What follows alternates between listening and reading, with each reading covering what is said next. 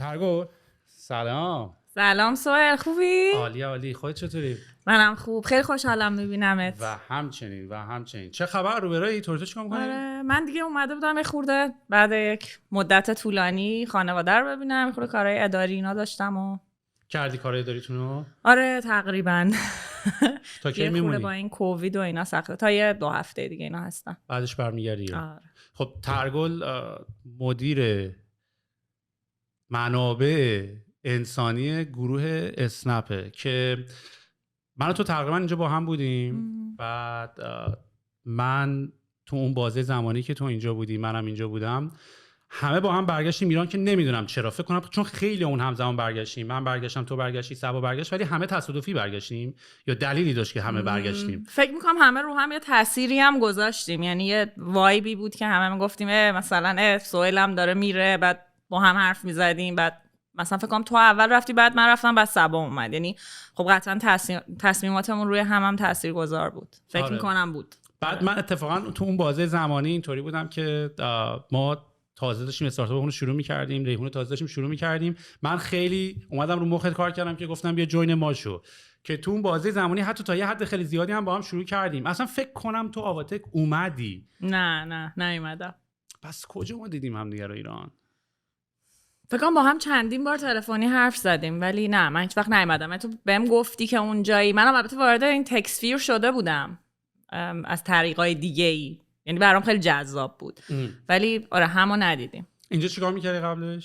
من قبل از اینکه بیام که اول توی کانادام توی تک ریکروتمنت در واقع بودم، بعدم که خب اصلا اچ آر خونده بودم، مسترز و پی اچ دی، و کلا این فیلد رو دوست داشتم دیگه، اصلا توش بودم، ولی فکر نمی‌کردم مثلا ایران مثلا تک اینداستری اینقدر گسترده باشه و من بیام واردش بشم. مثلا یه تصور دیگه داشتم. اولش هم خیلی اصلا نزدیک بود وارد بیزنس دیولپمنت شم، چون بک‌گراند تحصیلیم قبل از اچ آر در واقع بیزنس خونده بودم، حالا فوکس مارکتینگ و اکاونتینگ، و فکر می‌کردم مثلا می‌خوام برم تو بیزنس دیولپمنت، ولی دیگه اتفاقی وارد اچ آر ایران شدم. نه ولی انتخاب خوبی کردی بالاخره. آره یعنی شما جزو کمپانیایی هستین که تقریبا به شکل خیلی آنفری تا الان زنده هستن. الان مجموعه اسنپ دیگه، اسنپ فقط اون کمپانی تاکسی نیست، یه مجموعه که فکر میکنم یکیش خود اسنپ، همچنان اسنپ رومه که سبا توشه، البته سبا اسنپ تریپ هم هست. اسنپ تریپ، آره اسنپ تریپ، اسنپ روم، اسنپ مارکت، کیچن، سپلای، داکتر، تیکت، فود، خلاصه 12 تا 12 تا ونچره الان. و همشون زیر مجموعه اسنپن که تو میشی سینیر اچ آر دایرکتور گروه اسنپ. یعنی همه اینا با همه اینا، یعنی برای همه اینا استخدام میکنی، برای همه اینا هایر میکنی و همه اینا رو حواسشون هست یا هر کدوم اینا اچ آر خودشونو دارن؟ آره من تو همشون تا حدی اینوالومنت دارم، بستگی داره که به چه، مثلا ممکنه پراجکت بیس تو خیلیاش اینوالو بشم، بستگی داره که اون موضوع چی باشه. توی مثلا بحث ریکروتمنت به خصوص هایر لول خیلی موقع اینوالو میشم تو تمام ونچرها.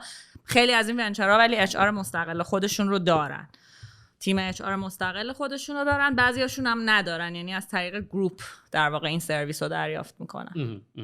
خب تجربت چطور بود حالا با توجه به این مدتی که تو ایران بودی؟ الان فکر کنم این چیزی هولوشه، اگه ما 2014 هممون رفته بودیم ایران، الان این چیزی هولوشه فکر کنم 8 سال میشه، 7 سال میشه، ولی من یه مدتی وسطش برگشتم دیگه اینجا. آره یه مدتی برگشتم. این که بخوام بگم حالا خیلی متوالی بوده باشم ایران، توی گروه اسنپ الان تو سال 4 هست که توی گروه اسنپ هستم که در واقع طولانی ترین تجربه کاریم توی مارکت ایرانه.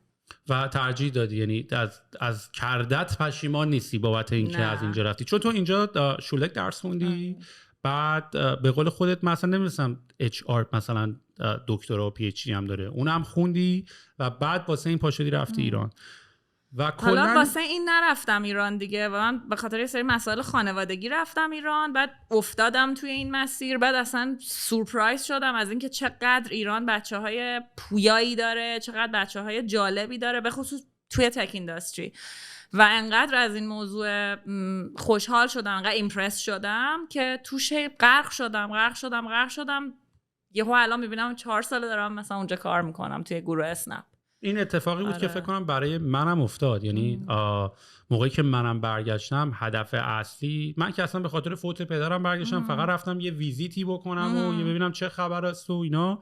و محیطی که توی ایران توی اون بازه زمانی داشت شکل گرفت. ببین البته خب داستان استارتاپ ها فقط مربوط به اون بازه زمانی نیست. اون بازه زمانی سال 2014 یه مقداری بحث سرمایه گذاری رو یه مقداری جدی‌تر و اینا داشت انجام میشد، به شکل حالت سیلیکون ولی در اومد. وگرنه از قبلش هم ما خودمون هم بودیم، ما هم کلی سایت داشتیم و نمیدونم یه سری بیزنس هایی بودن که اون زیر کار داشتن میکردن و برات بودن بیزنس هایی که قبل داشتن کار میکردن. یعنی مثلا خب نسل‌های قبل‌تر مثلا کافه بازار و اینا که اصلا مربوط به اون زمان نیستن، ولی مثلا اسنپ ولی مال اون زمانه. اسنپ مال زمان سرمایه گذاری رو پول و یعنی یکم جدی‌تر و سریع‌تر و چون کلمه استارتاپ ما به اسکیل میشناسیم دیگه. یعنی مثلا تو یه کاری رو شروع می‌کنی تو بازه 4 5 6 سال دیگه مثلا می‌خوای یه کمپانی خیلی بزرگ درست کنی. حالا قبلا بچه‌ها یه سری بیزنس‌هایی داشتن که حالا نه به شکل الان که مثلا اسکیل بخوای بکنی، ولی داشتن ادامه میدادن. اون بازه زمانی این اتفاق افتاده بود که شروع شد. و اینا تو ایران خب اینترنت، سایت‌های اینترنت و بلاگ و ما اون یادم اون زمان ایران جزو یکی از بزرگترین کامیونیتی بلاگرها رو داشت. اصلا فکر کنم ایران شماره 1 بود، نمیدونم مثلا کشورهای بسته یه مقداری شماره 1 بودن مثلا تو این داستان بلاگر رو. یه کامیونیتی بود، یادم گودر بود، گوگل ریدر بود، اصلا یه کامیونیتی بود که اونجا همه مثلا موقع توییتر و اینا مثلا به شکل الان نبود، قبل از اورکات و اینا همین اتفاق افتاده بود و اینا. یه کامیونیتی خیلی بود و یه سری بیزنسی هم توش شکل گرفته بود، یه سری کارا توش میکردن. یادم سایت بچهای باشگاه.com مال باشگاه انقلاب بود، فلش بود، یه سایت بود درست کرده بودن، جزء سایتایی بود که مثلا اون موقع بیزنس نبودن ولی خب حتما داشتن یه کارایی اون تو میکردن، مثلا تبلیغاتی یا از این کارا این توش میکردن. ولی من فکر میکنم تاپیک مدیریت منابع انسانی یه تاپیک خیلی جذابیه، به خاطر اینکه داشتیم با هم صحبت میکردیم. گفتم من خودم یه توییتی خوندم زده بودش که فاوندرها they are over glorified recruiters، که حالا فارسیش میشه این بنیانگذارا صرفاً آدمایی هستن که حالا glorified، حالا نمیدونم چی ترجمهش کنم، آدمایی هستن که خیلی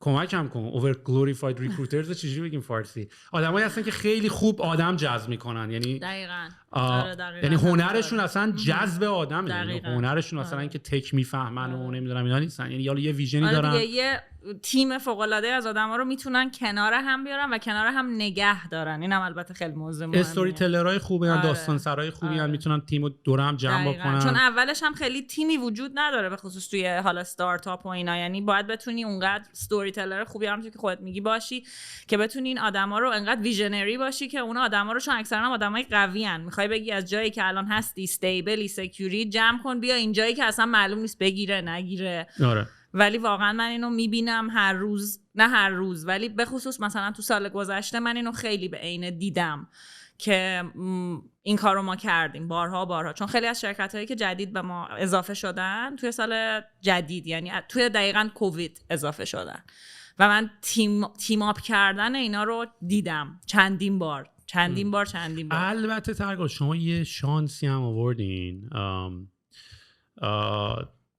یه شانسی که شما آوردین فکر میکنم تایید کنی حرفمو، حالا بگو.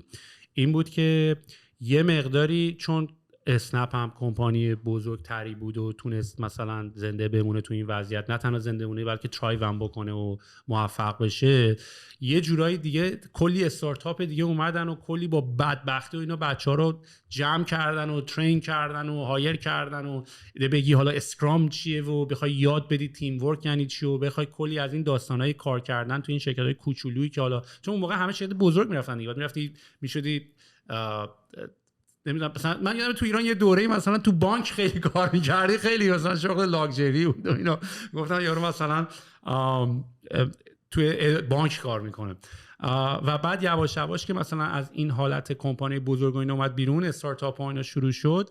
خب ما خیلی سختی کشیدیم، میدونی، یعنی خیلی سختی کشیدیم تا بچه‌ها رو مثلا بخوایم ترین بکنیم، برای اینکه خودمون هم داشتیم ترین می‌شدیم ولی خب مثلا تا بخوایم مثلا از اون حالتی که آقا ما دور همیم و ایران هم کالچری تا حالا بهش میرسیم، خیلی جای عجیبیه. یعنی باز مثلا تو کشورهایی مثلا مثل آمریکا، کانادا و اینا، باز حداقل اگه کالچراتون هم خیلی متفاوت باشه به هم که میرسین یه متوسطی هست. تو ایران خیلی عجیب غریب بود.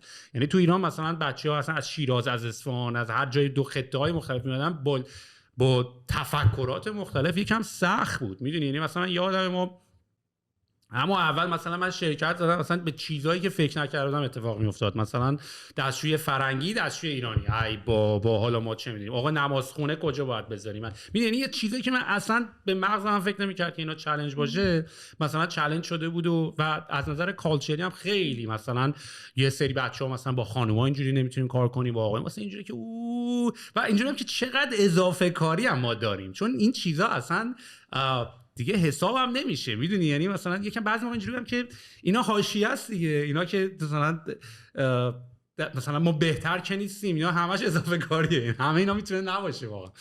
و به اینجا میخواستم برسم که شما این همه ما زجر رو کشیدیم و این همه بچه‌ها رو ترین کردیم و از اولش حتی اومدیم مثلا یه سری بچه‌ای که یارو مثلا مثلا 20 ساله بوده، برای اولین بار داره مثلا با اندروید کار میکنه، برای اولین بار داره با iOS کار میکنه، برای اولین بار داره وب میزنه، شما گلاشو برداشتین آخرش دیگه. من خیلی اگری نمی‌کنم اینجا. چرا این همه آدمو همه بچهای ریحون به نظر من گروه اسنپ این کارو برای اکوسیستم هم خودش هم انجام داد دیگه. یعنی یه جاده دو طرفه بوده. آره درست میگی، این فضای ایجاد شد توی این شاید 7-8 سال اخیر. خیلی از جای دیگه اومدن اما خیلی هم از سمت ما رفتن جاهای دیگه. مثلا راجع به بامیلو اگه میخوایم مثلا توی حرف بزنیم، من خیلی اینوالو بودم توی پروسه در واقع دایوست شدن بامیلو و واقعا اولا که حالا خیلی داستان اچ آری داره، یکی از حالا بگم جذاب که نمیخوام اسمش رو جذاب بزنم ولی واسه من توی کریرم خیلی بولده، چون خیلی اینوالو بودم توش. یکی از پرسر و صدا ترین ایونت های در واقع تک اینداستری توی ایران بود.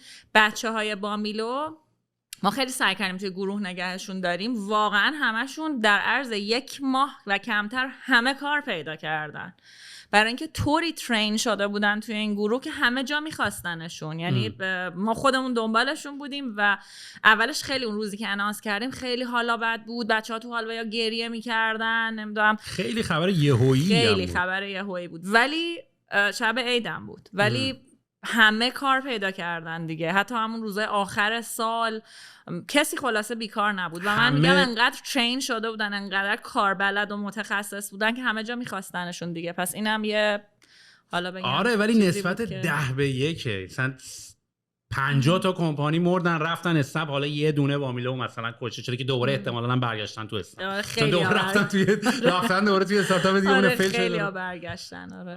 و یه مقداری بابا من میگم ما کمپانی رو فروختیم به رقیب، خود رقیب دوباره اومده تو اسنپ، میدونی. یعنی من کمپانی که مثلا این داستان علیرضا صادقیان هم که الان خودش تو اسنپه، من با خود علیرضا باید بشم راجع به این موضوع کاملا صحبت بکنم و در علیرضا هم بهش گفتم یکم با هم صحبت بکنیم و اینا، پایم بود. حالا با اونم با علیرضا برنامه میذاریم و اینا، اونم اتفاقا حرف فکر میکنم خیلی زیاد داره. یعنی من یه مقداری خیلی آدم یه طرفه‌ای تو این زمینه اتفاقاتی که تو ایران افتاد نیستم، چون هم سختی شو دیدم، یعنی میتونم خودم رو جای اونورم بذارم ببینم اوه اونورم خیلی درامه، هم اینورم میتونم باشم و اینا.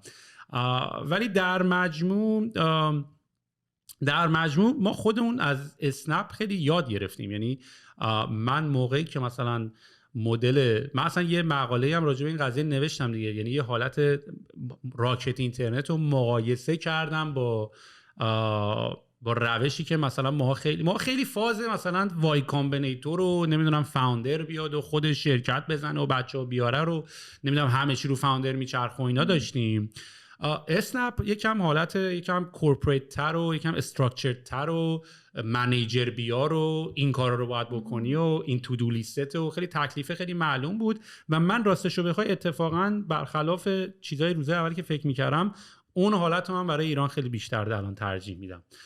یعنی توی ایران ببین، فکر کنم خودت هم میدونی دیگه، هم بهمون گفتن ایران واقعا بالا سری میخوای، نه حالا به معنای بدا، ما ایرانی‌ها کلا آدمای تنبلی هستیم. خب یعنی یاد گرفتیم که نمیدونم. من اینو خیلی قبول دارم، چون فرهنگ نفت دیگه. آره ما ایرانی‌ها، یعنی من با بچهای خودمون که صحبت می‌کردن دوست داشتن بچهای خودمون یه بالا سری داشته باشن که بهشون بگن برو بیا، براشون تایم بزنن، نمیدونم جریمه‌شون بکنن، مثلا اینجوری که خودشون می‌خواستن.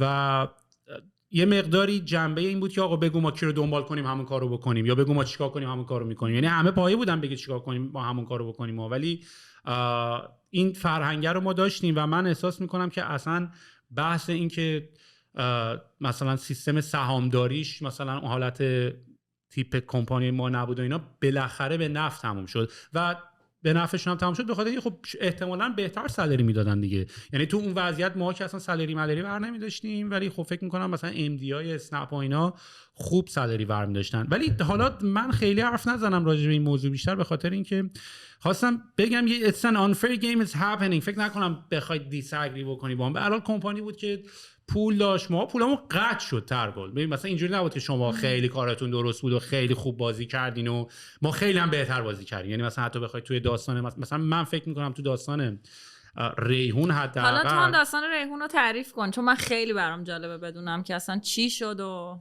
آره من اونو حتما تعریفش میکنم، ولی کلا به یه بازی البته اینو اصلا از سر چیز نمیگم و از سر نمیگم نامردی کردین و بردین و اینا، دست گیم میدونی، خب دمتون گرم رفتین سورس بهتری برای پولش پیدا کردین و اینا بردین بازی رو. ولی منظورم اینطوریه که یه حالت خیلی کورپریت تر داشتین از ما، میدونی ما یه مقداری خیلی اتونومس تر بودیم و خودمون تصمیم میگرفتیم چی کار بکنیم و به خاطر اینکه خودمون میتونستیم کارو بکنیم بدبختیامون بیشتر شد. یعنی من خودم حالا باید برم فیگورات بکنم بحث نمیدونم بیمه و تمام این بدبختی و بحث هایرینگ و بحث اچ آر رو، در صورتی که مال شما من مدل راکت اینترنت رو خوندم اینا قبلا تجربه شده بود، یعنی تجربه تو کشورهای دیگه شده بود که چقدر سریع تو کشورهای دیگه راکت اینترنت رفته بود، اکسپاند کرده بود، همون کارا رو کرده بود، خیلی مدلاش خیلی سریع بود، خیلی درگیر تکنولوژی نشدیم، ما خیلی درگیر تکنولوژی شدیم، سرورامون نمیدونم این داستانا. مثلا من یادمه که مثلا شما خیلی سریعتر اینا رو داشتین، با اینکه شما باید ریرایت می‌کردین از اول می‌نوشتین. ولی به هر حال اعتقادم بر اینه که توی هیومن ریسورسز شما خیلی بهتر کار کردین. حالا چراشو نمیدونم. یه چیزی فاوندر کل گروه ما میگه که خیلی من به این حرفش اعتقاد دارم، میگه آدمای خوب میارن. این حرفا به من فکر کنم 2-3 سال پیش بود زد، همیشه دنبال این بود مثلا وقتی ما می‌خواستیم خیلی های لول هد هانتینگ بکنیم به من همیشه میگفتش که اول از همه مثلا برو سراغ ریفرال، برو سراغ این اون، مثلا چند تا لید بهم میداد توی گروه، میگفت اول با اینا حرف بزن ببین مثلا کسی رو سراغ دارن، بعد برو مثلا از اسکرچ یه سرچ شروع بکن. و من واقعا فکر می‌کنم این موضوع خیلی موثر بوده، چون واقعا بچه‌های قوی هستن و خیلی‌ها رو آوردن. خیلی حالا اینکه فضا چجوریه که اون آدمه، حالا اصطلاحاً من میگم ENPS بالایی داره دیگه که آدما میان همدیگه رو ریفر میکنن، چون دقیقاً اولین سوالی که سوال ENPS همینه که چقدر ممکنه تو بیای پروفشنال نتورک تو ریفر بکنی به اینجا، و این خیلی موضوع مهمیه. همه چیز پیرامون این سواله میچرخه و به نظرم خیلی اینو میبینم واقعا توی گروه که بچه‌ها دوست دارن که دوستاشون و مثلا اعضای خانوادهشون که خوبن و معرفی بکنن. خودت چجوری جذب اسنپ شدی همون روز اولی که تازه از ایران برگشته بودی؟ منم همینطوری در واقع سبا منو معرفی کرد. آره سبا رزومه منو داد، ولی خب یعنی اینطوری شروع شد، ولی خب البته که بعدش وارد چندین مرحله مصاحبه شدم منو. چرا ما نتونستیم تو رو ریکروت کنیم ولی اسنپ تونست تو رو ریکروت بکنه؟ چون ما هم موقع فاند ریس کرده بودیم و مثلا من یادم اینجوری بودم که در گل هر چی بگی هست قبوله بیا، ولی ما نتونستیم یعنی این آنفر ادوانتج یه جوری اینجوری هم هست دیگه، من دوستامو نتونستم ریکروت بکنم، چجوری یه شرکت دیگه تونستن ریکروت بکنه؟ خب سبا خیلی ایندورس کرد. ببین من اون موقعی که رفتم اتفاقا واسه اینترویو یه جای دیگه ای داشتم کار می‌کردم، مثلا توی یه صنعت دیگه ای، و تازم بچه دار شده بودم، بچه کوچیک داشتم و من میدونستم که کار گروه اسنپ خیلی اگریسیوه، اینو شنیده بودم از همه که کارش زیاده، آورزاش زیاده، ولی خب مثلا میدیدم کیا توشن، خیلی مثلا میرفتیم مثلا با هم حرف میزدیم، برام خیلی جذاب بود حرفای اینا. هی میشستم گوش میدادم، دوست داشتم منم انگار جزوی از اون باشم، ولی میترسیدم برم آلوده این موضوع بشم، چون خیلی هم این تیپی هم که وارد یه چیزی میشم باید خوب انجامش بدم، خیلی آدم متعهدیم. چند بار بچه‌ها به من گفتن و به جز صبا یه دوست دیگه‌ای هم داشتیم اون تو که به من گفت باید تو بیا اینجا، باید بیای مصاحبه، سی وی تو مثلا رزومه تو بده. بعد من نمیدادم رزومم، میترسیدم، گفتم نه من الان بچه کوچیک دارم و اینا. ولی دیگه حالا خلاصه فکر کنم که صبام خیلی رو من تاثیر گذاشت. یعنی وقتی که خودش رفتش تو و خب خیلی تعریف میکرد، همون بحث ایندورسمنت هست دیگه، خیلی تعریف میکرد، منم رفتم و خب خیلی هم البته از حق نگذرم با من راه اومدن اون موقع، اینم خیلی مهم بود. موقعی که تو جوین هم شدی، حالا اسنپ هم هنوز این اسنپ الان هم نبود اون موقع. آره، یعنی ماها کل اینو داشتیم که شاید بتونیم مثلا بخوابونیم کل. اون موقع مجموعه هم نبود، فقط تو اون موقعی که جوین شدی چند تا کمپانی بودن؟ موقعی که من جوین شدم هنوز ریبرند نشده بودیم اولا، یعنی شرکت حالا که من الان هستم اسنپ گروپ، اسمش ایران اینترنت گروپ بود، IIG بود، بامیلو اون زمان بود و اسنپ بود. اسنپ باکس هم تازه داشتش مثلا با اسنپ مرج میشد و اسنپ فود بود که البته اسمش زود فود بود، پین تا پین بود که حالا شده اسنپ تریپ و اسنپ روم که البته اسمش زود روم بود. ولی یه فرق خیلی بزرگی بین کمپانیای شما با کمپانیای ما داشت و اون هم این بود که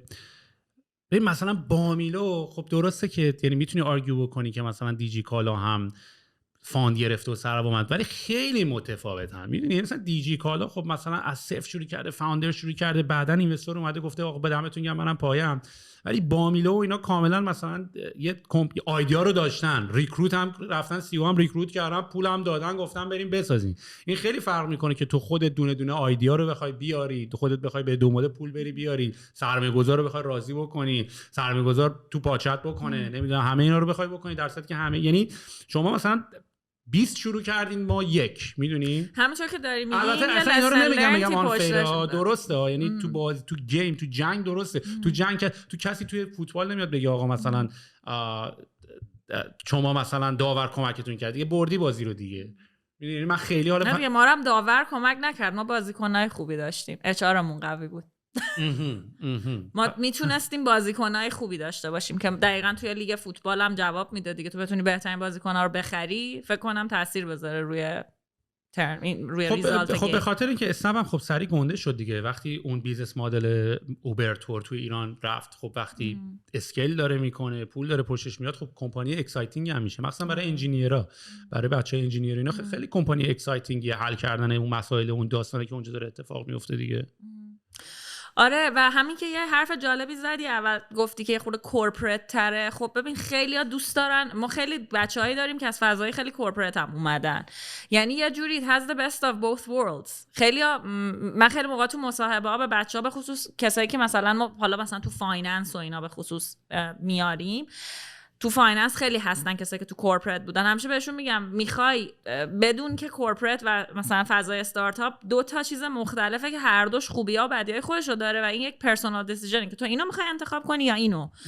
این من اصلا نمیتونم بهت بگم این درسته اون، ولی اول با خودت فکر کن ببین تو کدوم میخوای باشی. ولی واقعیت اینه که توی گروه ما کار کردن اینطوری نیست که پیور این یا پیور اون باشه و اگه تو یه ذره از اونم دوست داشته باشی میتونی اونم داشته باشی. هم حرفی که خودت زدی، یعنی خورده فضا میتونه اگه اهل کورپرات بودن هستی و دوست داری خورده همه چی نظم داشته باشه و اینا، بخصوص الان دیگه، الان که به این سایز رسیده و این تعداد سال از آپریت کردنش میگذره، خب یه خورده میتونی تجربه کنی اون فضای کورپرات رو هم. خب بیا یکم راجب ایران صحبت بکنیم از دید اچ‌آری، چون میگم من موضوعی هستیش که الان اخیراً خیلی برای خود من جذاب شده. یعنی همینجوری که به قول معروف سنه داره میره بالاتر و مثلا دیگه مثل قدیم فقط صرفاً مثلا بگی یه برنامه نویسی یا یه دیزاینری که تا صبح تا شب نشستی داری کار میکنی نیست دیگه.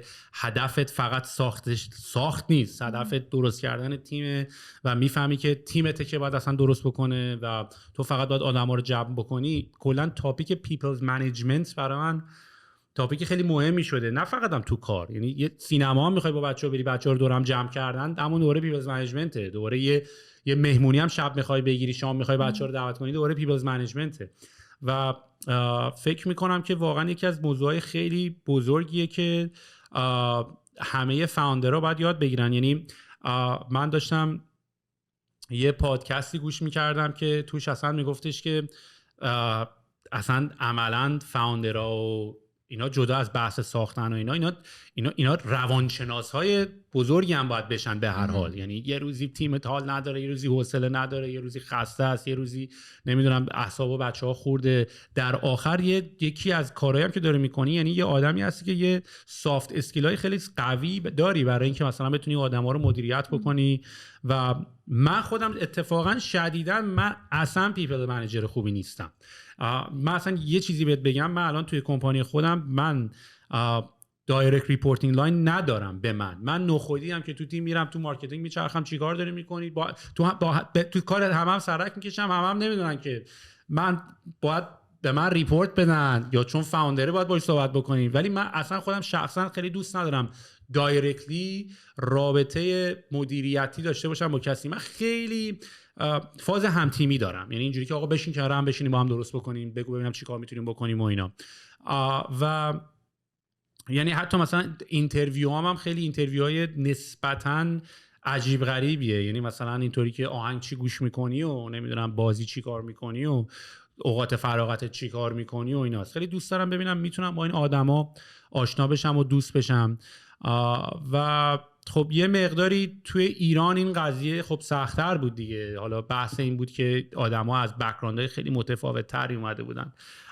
ولی تو الان کلاً مثلا دایورسیتیتون توی اسنپ گروپ چطوریه؟ اصلا دارین مثلا از این کریتریا که مثلا تعداد ریشو مرد بزن باید انقدر باشه، سنتون باید چجوری باشه؟ اصلا یه مقداری از پروسس اچ‌آرتون برام میگی؟ آره اتفاقا خیلی دایورسه به نظر من. ببین یه چیزی که حالا وجود داره اینه که خیلی از بچه‌هایی که حالا توی گروه اسنپ کار میکنن خارج از ایران درس خوندن یا زندگی کردن. یکیش خود من که من واقعا وقتی دارم با آدم واسه، یعنی بچه‌های توی تیم میدونن اینو، من بارها شده از بچه‌هایی که تو تیم خود منم پرسم چند سالت بود، اینقدر موضوع برام مهم نیست. یعنی اصلا برخلاف خیلی جاها که تو اول مصاحبه پرسم متولد چه سالی هستید، من اصلا این سوال نمیپرسم. هیچ وقت دوست ندارم توی جاب ادا مثلا نوشته باشه که مینیمم ایج ریکوایرمنت مثلا فلان قد یا ماکسیمم انقدر. معمولا اصلا نمیپسندم که بگن مثلا حتما مرد باشه یا حتما زن باشه. اصلا دوست دارم به همه اپورتونیتی بدم خودم و با یه چشم خیلی بازی به این موضوع نگاه میکنم.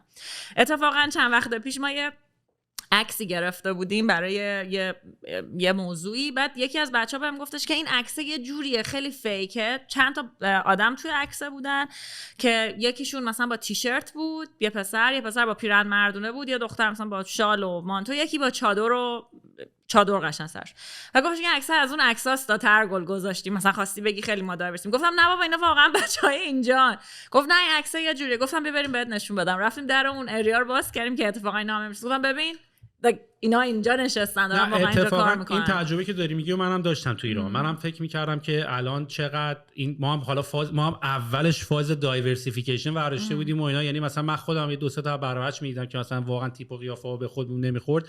یه مقدار اینجوری بودم که او نه و اینا، ولی اینجوری هم که نسل باید رو خود کار کنی، باید بیان همه باید دایورس باشن. و اتفاقا حرفی که میزنید درست. یعنی ما هم واقعا بعداً که یه تیم میشدیم واقعا دیگه اصلا این مسائل نبود. یعنی اصلا کاملا میدی که همه دارن با هم راه میان، هیچ کمش رو جاج نمیکرد واقعا، میدونی. ولی کم پیش میاد. یعنی من احساس میکنم ما داریم راجع به یه اکیپی صحبت میکنیم که حالا به هر حال در حدی بودن که توی شرکتی توی استارتاپی برای سطحی از سوادی رو دارن. خب شاید این واقعا این قضیه کمتره، ولی واقعا این داستان این که یه مقداری اختلاف بین آدما زیاد میشد، اینو من تجربه نکردم تو کمپانی خودمون، چون من خیلی رابطه خیلی فرندلی با همه بچه‌ها داشتم و اینا. خب منم یه مقداری ارتباط برقرار کردم با هم خیلی سخت نیست، میدونی. یعنی خیلی گارد ندارم برای اینکه با یکی صحبت بکنم و اینا. و خب خودم برام جالبه، یعنی خب دوست دارم برم ببینم مثلا آدما چی فکر میکنن و چه جوری از کدوم بک‌گراند میان و اینا. ولی ما هم اینو نداشتیم. گرچه مثلا بهت بگم چیزای عجیب غریب هم زیاد میدیدیم. مثلا تا حالا تو کانادا خب مثلا تو ایران اینا هم بحث کالچر، مثلا با خانواده می اومد اینترویو مثلا، میدونی پدر باید نظر بده، شوهر باید نظر بده. آره این اصلا کلا تاپیک اچ آر که خیلی تاپیک کالچرالیه واقعیتا. و آره ایران خیلی همه توی صحنه‌ان اعضای خانواده و اینا. خب خیلی کالچر فامیلی اورینتد تره به نظر من. و آره دیگه همین که میگی و خیلی حاشیه زیاده، یعنی کلا تو فرهنگ ما اصلا هممون یه جورایی انگار حاشیه رو دوست داریم.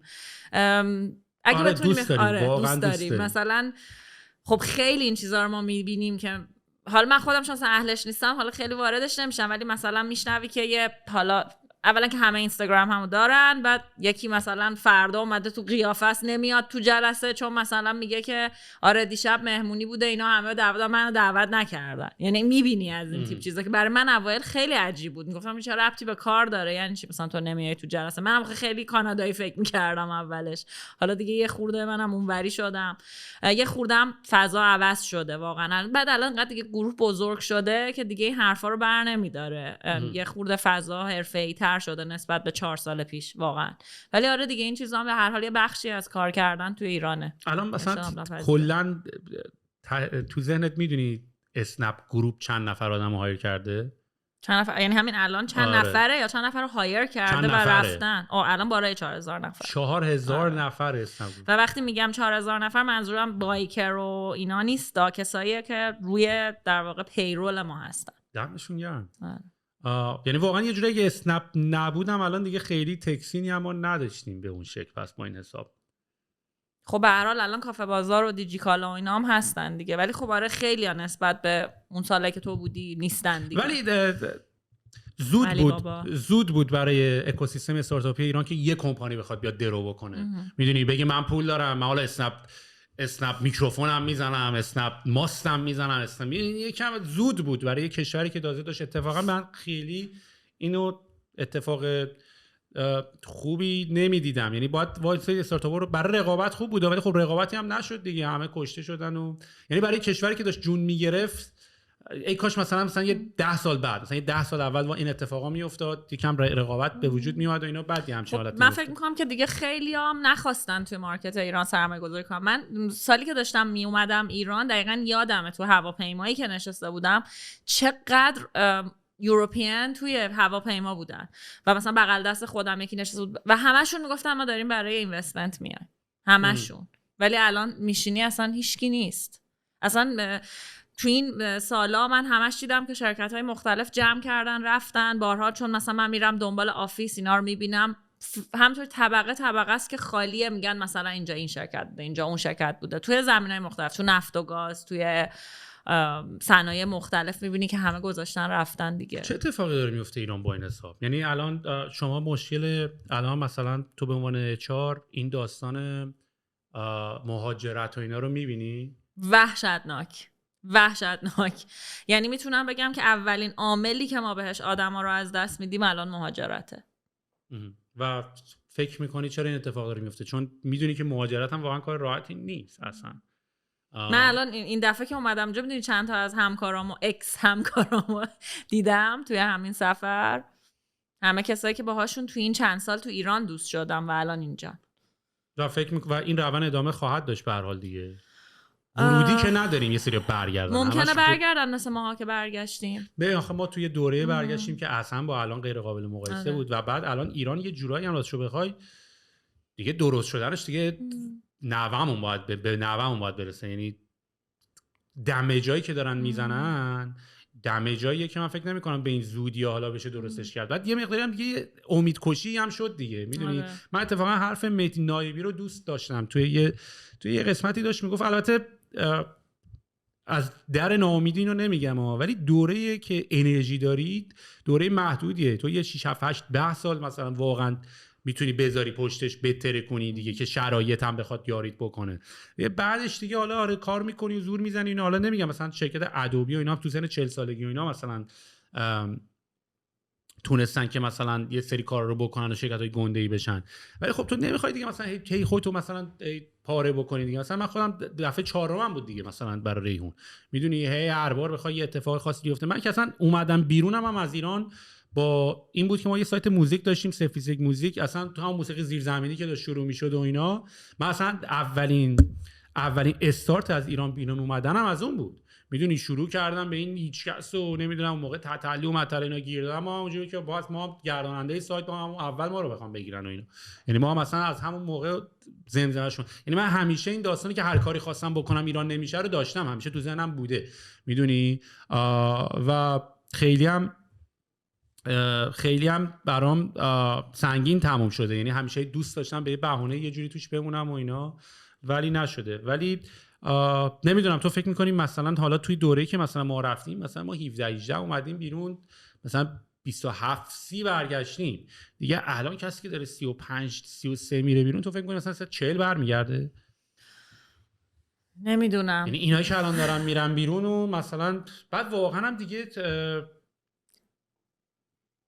حقوقاشون هم خیلی بخوایم مقایسه بکنیم. ببین آخه بحث حالا البته لایف استایل هم خیلی متفاوته، ولی ایران حالا اونایی که مثلا پوزیشن های خوب دارن و اینا یه لایف استایل خوبی، یه لایف استایل راحتی شاید بگم دارن که میان اینجا دوباره بعد از صفر بسازن و احتمالاً هم میسازن چون بچهای خیلی قوی میان. آخه بابا اینجا رو خودمونیم، ولی جوم حالا نمیخوام بگم تبلیغ داریم میکنیم و اینا، اینجا ولی با 2-3 ماه حقوقت میتونی سری خودتو جمع بکنی، چون نمیگم پولت زیاده، به خاطر اینکه سیستم کشور طوری که با کردیت و اینا میتونی یا قسطی بده، آقا موبایلت همین الان برو یه آیفون 13 پرو بردار ولی ماهی $50، تو وقتی رفتی حقوق داری میگیری ماهی $4-5 هزار داری میگیری، همه چی تو میتونی همون اول بگیری. میدونی یعنی همون روزی که با فرودگاه میای بیرون میتونی قشنگ شال و کلا کنی، آیفون 13 پرو بگیری دستت، یه خونه بگیری، یه شاید یه پرش هم اگه حال کردی بعد اوضاع بد نبود همون از فقط میدونی که دیگه یه روز کار نکنی بیلا همه مونده دیگه. ایران هم داری البته ایران یکم ریلکس‌تره ولی خب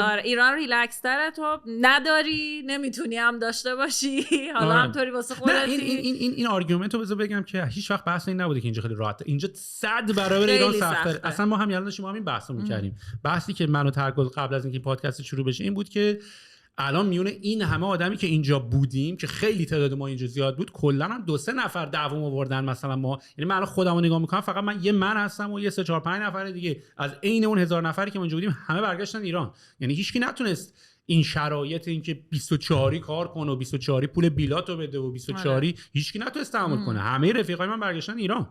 میدونی به هر حال ایران خیلی ریلکس تره و حالا یه شرکت پدری هست و نمیدونم یه حالا فوقش هم تا حالا کار نکنی، تا یه سالم وقت داری کار نکنی و خونه مامان بشین ببین حالا تا یه کاری بعد کالچورالی هم اینا اوکیه. آره اینجا که اصلا اوکی نیست. عزیزم این باقالی پلو بزن، میدونی خود مادر صبح بهت میگه نرو سر کار، میدونی بشین مثلا اینجا جمعه با خانواده باش مثلا، میدونی یعنی این بعد ببینید حرفه از دهن کی داره میاد. میدونی این دیگه من حوصله ندارم بشم اینجا خودمو یکم مثلا میگم نه کانادا این دیگه اصلا کانادا وان که مثلا نمیخوام حرف بزنم که مهاجرت راحت هست. یعنی دیگه اون کسی که داره گوش میده عقلش باید برسه یا اینجا دهنت سرویسه، ولی من انتخاب کردم دهنم سرویس باشه. یعنی من اول کاتگوری دهن سرویسی رو انتخاب کردم، اگه قرار دهنم سرویس باشه ترجیح میدم تو کانادا سرویس شه نه تو ایران. میدونی ولی اول اصلا باید بفهمی که من ساین اپ کردم برای دهن سرویسی. آره اینو ولی خیلی‌ها نمیفهمن دیگه، مشکلش همونه دیگه. داره زجر میکشه اونی که نمیفهمه دیگه. داره فقط کامنت و میدونی که اینجا خیلی‌ها هستن اصطلاحاً میگیم 20 سال نشستن رو چمدوناشون، هر سال میگن ما امسال میخوایم برگردیم، سال بعد میگن سال دیگه میخوایم برگردیم، همش تو فکر اینن که میخوام برگردن. ولی کلا دیگه من خودم این تیپی ام، یه جایی میرم دیگه چمدونمو که باز میکنم میگم من باید اینجا بمونم و اینجا موفق شم. من 2 بار تو زندگی مهاجرت کردم، یه بار در 13 سالگی از ایران اومدم کانادا، یه بارم عملا در 26-7 سالگی از کانادا ذهنی کامل مهاجرت کردم ایران. و من خیلی جالبه که بگم من نمیدونم، من الان خیلی لوکیشن لسم یه جورایی، میدونی مثلا واقعا نمیدونم. آره من واقعا نمیدونم، من کانادام خونم اینجا، چون اینجا هم که میدونی من الان خیلی دارم فکر میکنم که خب مثلا الان اینجا شروع کردیم و یه مقداری خاص فقط، یعنی یه جورایی بیشتر از ایران که خواستم بیام بیرون فقط تیکت اینجا رو داشتم. حالا الان که یکم مثلا دوباره حالا تا خودمو یکم جمع کردم دارم فکر میکنم که مقصد بعدی کجاست. میدونی یه مقداری دارم بهش فکر میکنم. ما هم اتفاقا الان برای 3 ماه داریم میریم مکزیک، چون الان اینجا هوا داره سرد میشه دیگه. الان اینجا هوا الان که دیدی ساعت 5 هوا، البته امروز که فوق العاده بود هوا، امروز که فوق العاده اصلا عجیب غریب بود به شکل خیلی عجیبی. امروز استثنا امروز هوا سرد بود و از ساعت 5 هم ببین مثلا دیروز ساعت دیگه خنک شده بود، ساعت دیروز 6 و 7 مثلا هوا روشن بود، امروز ساعت 5 هوا تاریک شده بود و الان شروع میشه کانادا سرد شدن و خیلی دپرسینگ و اینا. من دارم با یه سری بچه‌ها یه 3 ماه داریم میریم از مکزیک کار کنیم، میخوام برم تست نومدی هم بگیرم ببینم اصلا 3 ماه میشه قشنگ یه جا کامل زندگی کرد و بعدش هم اصلا احتمالاً بخوام بچرخم. یعنی داشتم فکر می‌کردم که ببین تو که دنیای تک این خاصیت رو بهت داده که با یه لپتاپ میتونی کار بکنی و حالا الانم که دیگه شرایط دنیا ریموت شده دیگه استفاده بکن دیگه. حالا شو ببین چه جوری میشه. حتما این کارو بکن. حتما آره دارم میکنمش. ممکنه نمیدونم چقدر دنیا ریموت میمونه ولی قطعا ریموت تر از قبل خواهد بود. شاید هایبرید مثلا بشه. خیلی با بچه‌ها اینجام حرف میزنم، بعضیا میگن نه دیگه باید کامل برگردیم، اصلا آفیس فکر هایبرید نیست، بعضیا میگن هست. ببین ما الان کاری که داریم میکنیم، ما چون اصلا ما تشکیل هسته اولیه کمپانیمون شد با کرونا و اصلا یه جورایی دیگه تیمه رو ما اصلا کسی تو کانادا مثلا هایر نکردیم. میدونی یعنی کلا بخوایم هم الان تیم دیستریبیوتده.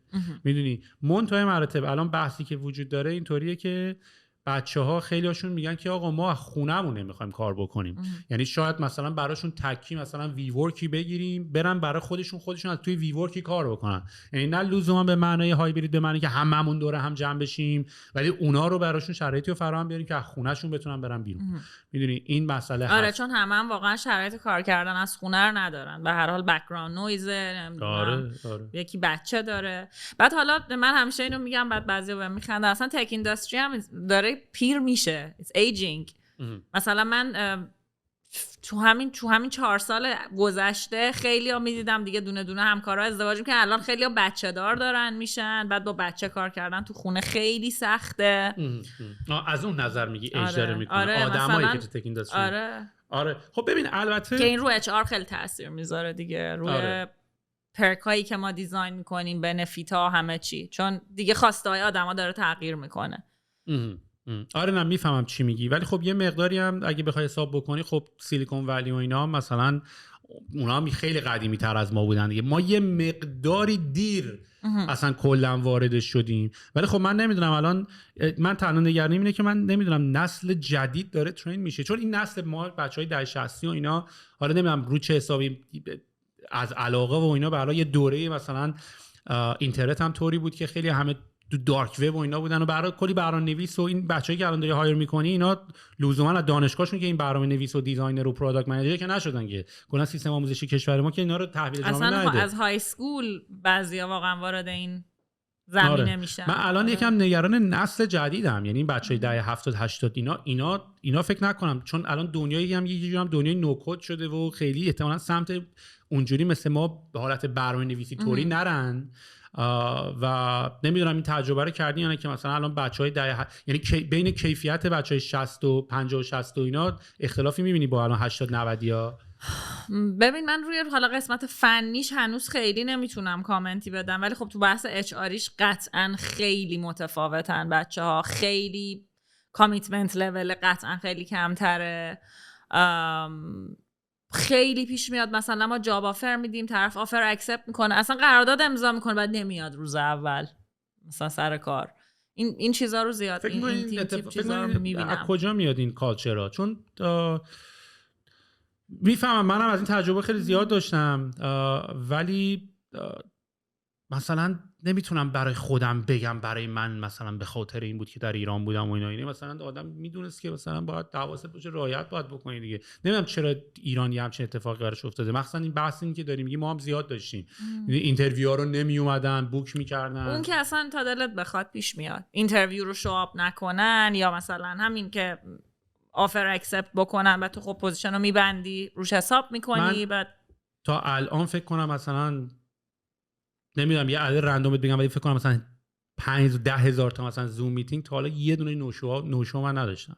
یعنی من بحث کالچراله، یارو زوم هم یعنی اینجوری نیست که زوم هم نیاد، چه برسه مثلا به اینکه قرارداد مثلا یه همچین چیزی. آخه تو ایران هم راستش بخوای یه مقداری هم همه چی عجلفته ها. یعنی مثلا کلندر مثلا من ندیدم کسی ایران استفاده کنه. مثلا میتینگ اینجوری که آقا من یادم، یعنی چی یادم رفت تو سن 34 5 سالگی دیگه اصلا یادم رفت، الان ما نداریم. میدونی تو کلندرت هست، هر صبح داری کلندرت رو چک میکنی. میدونی یه مقداری فکر کنم بحثای اداپشن کارهای بحث کالچورال دیگه خیلی بحث کالچورال. بعد مثلا من میگم این مثلا دههای بعدی، حالا 80 ببخشید 90 حالا 90 که هنوز نداریم سر کار ولی 80 داریم، پدر مادراشون کیان؟ بعضن 60یان. یعنی خود پدر مادره اینا رو بلد نبوده انگار به بچه یاد بده. این شکلی شده دیگه. خلاصه همه چیز داره عوض میشه دیگه. هر 5 سالم نسل داره، یعنی یه نسل جدید داره میاد به خاطر بحث تکنولوژی. یعنی مثلا من خودم به یه کسی واقعا 5-6 سال کوچیک‌تر از خودم خیلی موقع نمیفهمم. آره منم الان دیگه نمیفهمم اصلا، مخصوصا تا حالا تو دیولپ کردن پروداکت و اینا هم یه مقداری واقعا مثلا این بچهای جنزی و اینا رو دیگه ما واقعا مثلا تیک تاک و اینا رو دیگه با نیاز داری بفهمی. یعنی هنوز برای ما هم یکم سخته این چیکار داره اون تو میکنن مثلا مگه میدونی، یا مثلا یه سری اپلیکیشن ها رو واقعا مثلا بیهیویر این بچه‌ها رو نگاه کردن عجیب غریبه، که البته برای ما خیلی تاپیک مورد علاقه هم هست. مثلا اتنشن اسپن بچه‌ها چرا اینقدر پایینه، یا مثلا کتاب خوندن. من الان دارم فکر می‌کنم یکی از داستانایی که مثلا این مهاجرت ایجاد شده، بچهای سینیور اگه برن چجوری ترین میخوام بشن. اصلا خیلی ما این موضوع رو داریم، چون ما خیلی دنبال مثلا اینترن گرفتن و ترینی و اینا هستیم. حالا یک ورکلود اجازه نمیده اولا که اون سینیور رو اصلا بیان، چون خیلی این آدما باید منتور شن، واقعا باید کوچ بشن در واقع، یا بچه‌های سینیورتر به خاطر ورکلود این وقتو ندارن یا اعصابشو ندارن. آره واقعا نگران کننده است، به خصوص با این بحث مهاجرت هم که الان وجود داره. به نظر من تنها راه سروایوال شرکت‌های این تیپی اینه که اینکامینگشون رو قوی بکنن. یعنی تا جایی که میشه، ما که نمیتونیم جلوی اونه که دارن میرن و اونقدر بگیریم، ولی میتونیم اینکامینگمون رو هی قوی تر بکنیم. ولی اونم همین بچه‌های این تیپی ان که باید کوچ بشن توسط سینیورترها و خیلی پیچیده است. واقعا خیلی پیچیده است. یعنی من واقعا اینو به جرئت میتونم بگم که من فکر میکنم بحران منابع انسانی بزرگترین بحران شرکت‌های ایران خواهد بود توی 2 سال آینده. اتفاقا اخیراً هم یه نمیدونم دیدیه در واقع سروی روی دغدغه مدیر عاملان دیدیش انجام شده نه.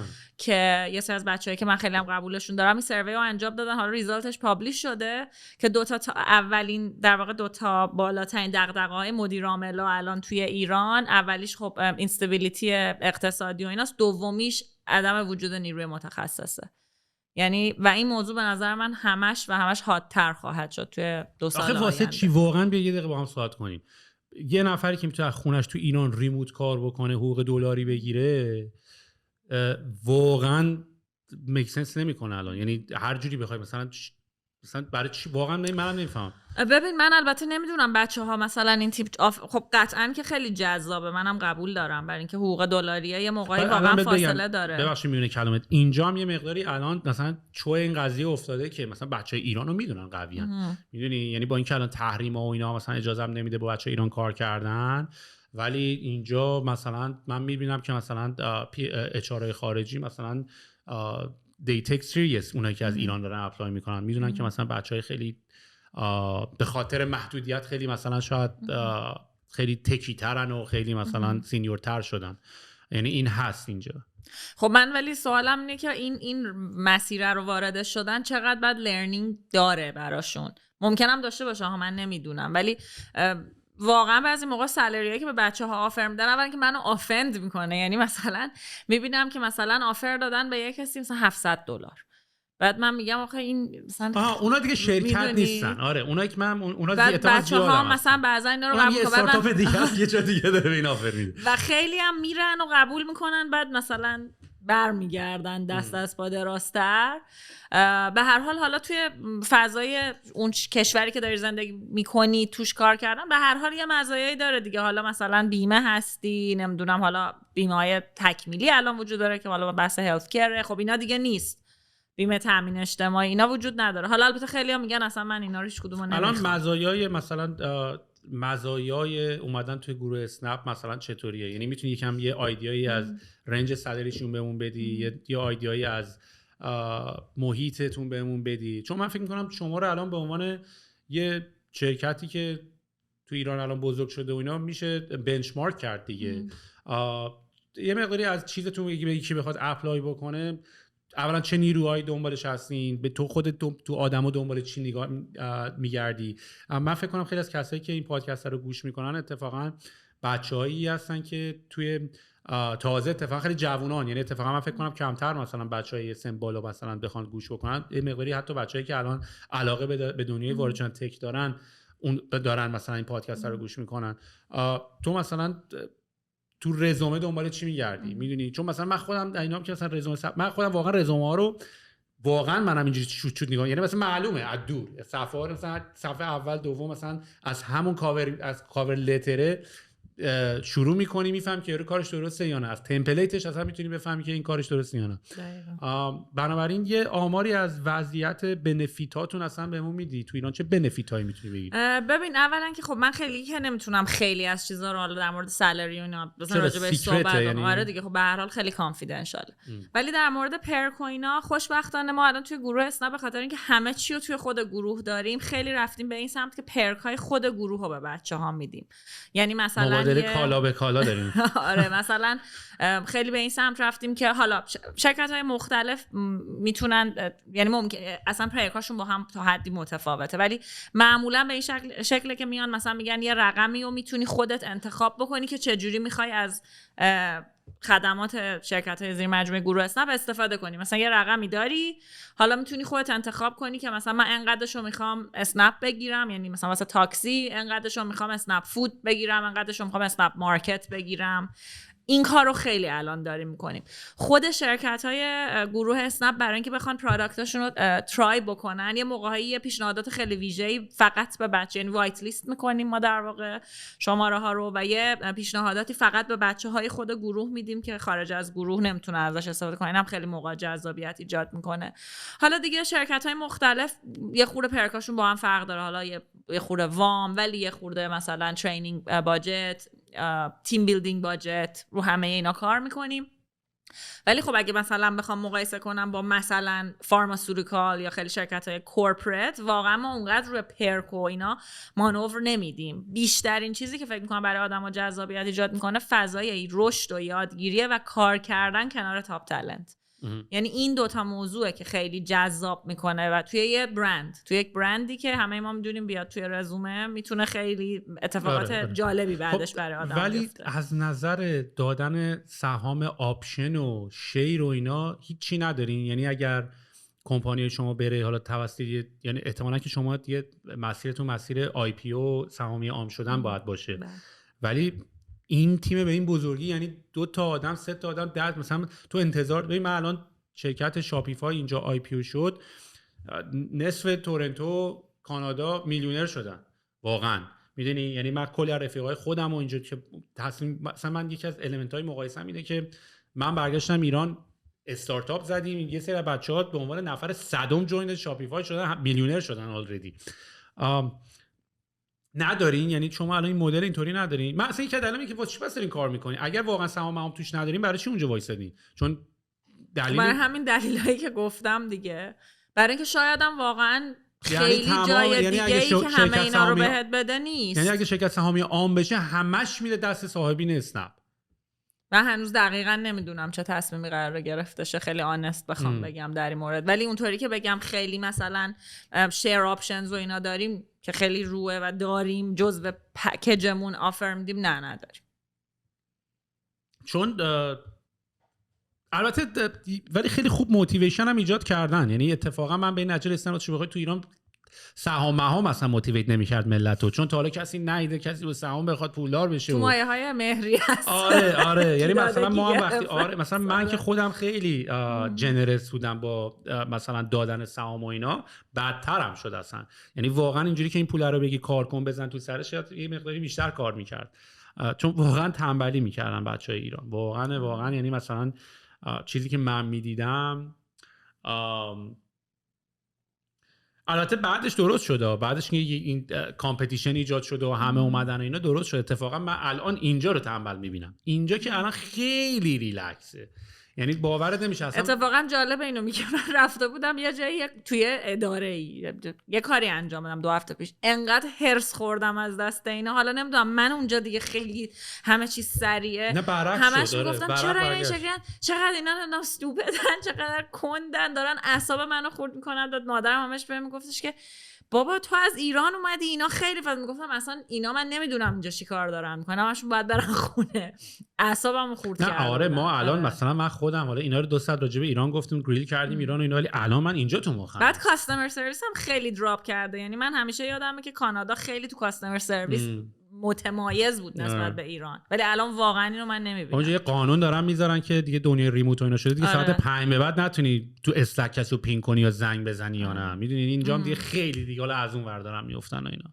آره این بحث ورک لایف بالانس البته خیلی الان بولد شده دیگه بعد از قضیه ریموت توی دنیا مرتب دارن راجبش مینویسن که ریموت باعث شده که ورک لایف بالانس. آخه البته راستش هم بخوای تا حد خیلی زیادی هم یه جورایی شده که ما داریم برای یعنی مثلا من صبح که خب من برای کامپیوتر دارم کار میکنم یعنی کامپیوتر برای من کار نمیکنه یعنی من هایر کرده بشه از صبح تا شب باش کار کنم.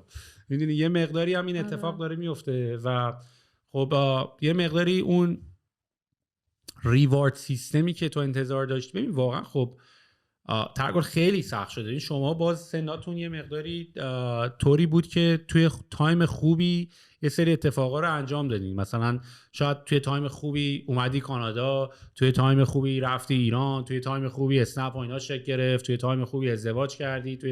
من الان دارم بهت میگم من با این همه دبدبه کبکبه واسه خودم اینجا میام پادکست راه میکنم اینا یه خونه نمیتونم بگیرم اینجا. میدونی یه واقعا یه ماشین گرفتن اینجا سنگینه. یعنی دیگه آره ایران دیگه چه برسه این که با اون معنی که کش باشه و اینا واقعا اینجا خیلی سخت شده. آره یعنی دیگه اینکه بشینی صبح تا شب کار بکنی ولی ریوارد نگیری بابتش خب اذیت کننده است دیگه. یعنی جامو دیگه بهم بده دیگه حداقل مثلا جامو بتونم درست بکنم که مثلا تو که دیگه منو گذاشتی خونه بیرونم که نمیخوام برم نهار و شام و فیلم دیدن و هم کار کردن همش توی خونه است حداقل دیگه خونه‌مو بتونم آپگرید بکنم دیگه. ولی خب نمیشه دیگه واقعا الان یعنی از ما یه جورایی گذشت واقعا یه جورایی آفیشیالی از ماها گذشت این شرایطی که من دارم میبینم و تنها راهش سهامه دیگه. اگه من بقیه اونایی که واقعا مثلا توی یه حالتی هستن که یعنی من ارج میکنم بچهای اسنپو که برن چیز بکنن رولوشن چه انقلاب بکنن برای سهام به خاطر اینکه واقعا اگه سهام نگیرن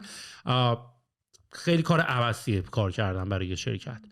خب ببین یه خوردم توی کالچر ما اصطلاحاً میگن سیلی نقد بهتر از حلوای نسی است دیگه. اشکال نداره تو خب اسنپ یا هر کسی دیگه هم یعنی ما تو سراوا ما هم داشتیم ما 10% آپشن پولی که برات داشتیم هم باید حقوق بدی هم باید سهام بدی میدونی. و آخه اگه ندی یه جورایی هم قضیه خودخواهی نیست اگه ندی هم نسل بعدی ببین الان همیشه بحث این بوده دیگه 2 تا شرکت 3 تا شرکت تو ایران اگر اگزییت کرده بودن الان نسل بعدی انترپرنورها شکل گرفته بود نسل بعدی کمپانی‌ها شکل گرفته بود. همینطوری که بچه‌ای که من باشون قبلا همکار بودم از تو شاپیفای مثلا یه پولی اگزییت کردن اومدن رو ما گذاشتن شدن انجلای جدید. مثلا میگن هر موقع یه کمپانی اگزییت میکنه 1000 تا انجل اینوستور جدید متولد میشه و ما الان این روند رو نداریم. یعنی یارو بیاد بیرون دوباره خشکه. الان یه سینیوری که 5 6 7 سال تجربه تو اسنپ کار کردن امروز بیاد بیرون خشکه نه چیزیش وست شده نه سهامی گرفته دوره بعد از اول بره تو سن 60 70 سالگی دوره بشین اصلا بعد کار بکنه سن 40 50 سالگی دوره اینو داره. شاید برای همینه که همه مهاجرت میکنن دیگه آخرش. آره راست قطعا این اصلیش اصلا اینه که آره یعنی تو حتی اگرم الان بهت خوش بگذره بعداً میخوای چیکار بکنی میدونی بعدش که دیگه تکلیفت واقعا خیلی معلوم نیست. و راستش هم بخوای همین تا الان ما رو زنده نگه داشته. یعنی مثلا منم شخصا اینطوری هم که ببین مثل یه جورایی مثل بازی میمونه دیگه شاید حتی مثل بازی پوکر میمونه. یعنی تو فقط باید یه دستو ببری میدونی تو یعنی نکته استارتاپ اینه که های ریسک های ریوارده. یعنی تو ممکنه 1 سال وقت بذاری یه استارتاپ بزنی نشه دوباره 2 سال بزنی نشه دوباره ریحون بزنی 2-3 سال بشه نشه ولی کافیه یه بازی رو ببری. یعنی مثلا من اگر مثلا تو ترایب ببرم نتیجه 4 تا فیل قبلی ما میگیرم میدونی. یعنی نکته قضیه اینه یعنی I need to win only once. و تو ایران اگر یه همچین چیزی نداشته باشی یا همچین ویژنی توش نباشه یه جورایی واقعا راستشو بخوای کارم بکنی بهتر کنی موفقم باشی یه جا دوباره به پیسی میخوری یا یه جا دوباره خوش میشی. یعنی هیچ وقت تو نمیتونی برسی مثلا دیگه به ویلا هم بخری. قبلا دیگه همه یه ویلا هم یه تنگش داشتن دیگه الان خونه هم دیگه نمیتونی بخری میدونی. یکم این اتفاقا داره میفته و کلا منطقیه که ملت دارن از ایران میرن بیرون. من حالا میبینم آره اگر ایران شرایطش خوب بشه و اینا بعید نیست مثلا دوباره خیلی‌ها برگردن. یعنی مثلا ما توی پادکست قبلی که داشتیم با متن آیبی صحبت می‌کردیم و اینا، مگر استارت البته بگم یه جورایی اسکیلای اینجا انقدر بزرگه که واقعا مثلا ببین چون اسکیل اینجا ما ببین بحث از ایران اومدن بیرون و کانادا نیست، بحث اینه که تو ایران فقط داری با ایران کار میکنی و با ایران داری بیزنس میکنی. الان مثلا ترایب ما به کاناداش کار نداریم، مشتری از استرالیا میاد، میدونی، مشتری از فیلیپین میاد، دنیا اصلا یه دنیای خیلی متفاوت‌تر و خیلی بزرگتری، میدونی، یعنی مثلا سیلزت خیلی بزرگتره، میدونی، سایزت خیلی سریعتر گنده میشه، یکم تراکشن میگیری. الان هم که دیدی عددا یادته مثلا قدیم مثلا ما اینستا اینا بودیم و اینا مثلا 100 تا 200، الان مثلا یه 50 میلیون نفر فالوور، عددا هم گنده شده، همونقدر اینوستمنت ها هم گنده شده. یارو مثلا من الان دیدم رقیب یکی از بچه‌ها مثلا 115 میلیون دلار تو سال 3 ریز کرده. رقم‌ها هم عددهای گنده‌ایه، میدونی، یه جورایی همه چی یه مقداری عوض شده اسکیلش. آره واقعا همینطور. ولی حالا تو خودت فکر می‌کنی الان آینده ایرانو چجوری می‌بینی از نظر حالا همین داستان هیومن ریسورسی که داری؟ یعنی خودت الان تصمیم گرفتی بمونی یا تهش تا حالا بهش فکر کردی که مثلا برگردی؟ پلای پشت سرتو به اصطلاح خراب کردی یا نکردی؟ ببین من همونطور که گفتم وقتی یه جایی پهن میکنم با این دید پهن میکنم که قراره من اونجا بمونم و موفق بشم و کلاً هم چون خیلی توی ارتباط سازی و اینا خوبم و دوست دارم این کارو، همونطور که تو تمام سالایی که از ایران بیرون بودم هم خیلی ارتباطاتمو قطع نکردم، تو سالایی هم که ایران بودم ارتباطای این ورمو خیلی قطع نکردم. ولی نمیدونم الان اصلا پلنم چه شکلی، فعلا که هستم. حالا اگه هم برات نباشین نمیتونی بگی. چی از اتفاقای خنده‌داری که تو دنیای اچ آر برات افتاده تو ایران چیا داشتی؟ چون خیلی از این اتفاقا باید افتاده باشه، مخصوصا نوع روش حرف زدن بچه‌ها و این جوونا و یه سوال دیگه که خیلی دوستانم ازت بپرسن، چون اینو خیلی‌ها پرسیدن، یعنی من بیشترین دایرکت هایی که دارم میگیرم از گم بودن این بچه‌های نسل جدیده در رابطه با چی بخونم، چی کار باید بکنم که بتونم تو این کمپانی‌ها جذب بشم. و فقط هم که برنامه‌نویس و پروداکت دیزاین و اینا که نیست، این همه پوزیشن‌های دیگه هست. این سوالو پرسیدی دفعه قبلا، من اینو اتفاقا دوست دارم حتما راجبش حرف بزنم. یکی از کارهایی که ما خیلی الان داریم توی اچ آر روش کار میکنیم اینه که از اون روش‌های سنتی برای جذب نیرو داریم خارج میشیم. مثلا داریم وارد اینترنشیپ پروگرام میشیم، دیزاین اینترنشیپ پروگرامی که کاری که با اچ آر، یا مثلا مسابقه‌های برنامه‌نویسی حالا چند سال هست باب شده ولی به هر حال مثلا رو هکتان و اینجور چیزا کار میکنیم که از توی اونا خیلی جذب میکنیم. خود من بچه‌هایی رو که میبینم توی اینجور چیزا شرکت کردن میگم لااقل یه درجه از اونی که داره همجا راه میره تو مثلا تو نمایشگاه کار میبینیش اینترستد تره که اومده توی این شرکت کرده دیگه، پس احتمالاً یه درجه بیشتر این کار رو میخواد. روی اونا خیلی خودمون دوست داریم که مثلا بررسی بکنیم. در مورد رزومه نویسی و اینا، اینم باز دو حالت داره. الان بچه‌ای هم که توی اچ آر کار میکنن خب از همه جنریشن ها هستن دیگه، ده 60 ها هستن، 70 ها هستن، حتی 80 ها. اتنشن اسپن ها متفاوته. مثلا خود من خیلی رزومه رو با دیتیل میخونم، غلطه مثلا املایی نگارشی با اون منتالیتی که تو کانادا بزرگ شدم منو اذیت میکنه و بهم یه سیگنال بدی میده، به خصوص اگه واسه مثلا پوزیشن های لول بخوام هایر کنم، اصلا به نظرم چیز پذیرفته شده ای نیست. و فلوی رزومه رو میخونم، این که اصلا رزومه واسه اون جاب اصلا کاستماایز شده باشه، کاری که اصولا آدم‌ها اصلا نمی‌کنن. توی ایران اصلا اگه رزومه داشته باشن یه دونه همونه همه جا میفرستن. کاور لتر که اصلا زیاد باب نیست. مثلا من اتفاقا همین دیروز یه نفر یه کاور لتر نوشته بود، من خیلی خوشم اومد از این کارش. برام به هر حال همه اینا میگم نشون میده که طرف یه استپ از اونی که این کارو نکرده بیشتر میخواسته این جابو دیگه. یا مثلا پیگیری آدما برام خیلی جذابه که میان مصاحبه مثلا بعدش thank you letter میفرستن، مثلا میگن که من مرسی که با من وقت گذاشتین، مسابقه فالو آپ میکنن. اینا خیلی به نظرم جذابه. کامیونیکیشن آفیشیالتون شما از همون اول فارسی بود یا مثلا چون مثلا ماها نمیدونم حالا با دیفالت همون اول، چون این بحث هم یادم تو توییتر اینجوریه که چرا ایمیلاتون به انگلیسیه، مگه شما شرکت ایرانی نیستین؟ میدونی این یادم اون مثلا روزای اول این داستان خیلی بود. و خب ما رابطمون با سرمایه‌گذارامون انگلیسی بود، قراردادامون واقعا انگلیسی بود، NDA-یامون انگلیسی بود. شما الان مثلا از این چالنجا نداشتین که مثلا بگن چرا کامیونیکیشن هاتون انگلیسیه؟ چرا، ولی ما الان همه چی رو سعی می‌کنیم بایلینگوال انجام بدیم. یعنی قراردادها هم فارسی آره قراردادمون هم بایلینگواله، NDA بایلینگواله، قرارداد بایلینگواله، هر چیز آفیشالی بایلینگواله. آره پالیسیامون بایلینگواله. نایس. این داستان رو ما خیلی اوایلش داشتیم که راجع به زبان انگلیسی بود و اتفاقا خب زبان انگلیسی هم واقعا مهمه. مگه میشه تو دنیای تک باشی و مثلا زبان تو مثلا اونم تازه مثلا تو دنیای برنامه‌نویس و اینا مثلا چجوری داری استک اورفلو میپیچونی کدادو؟ ولی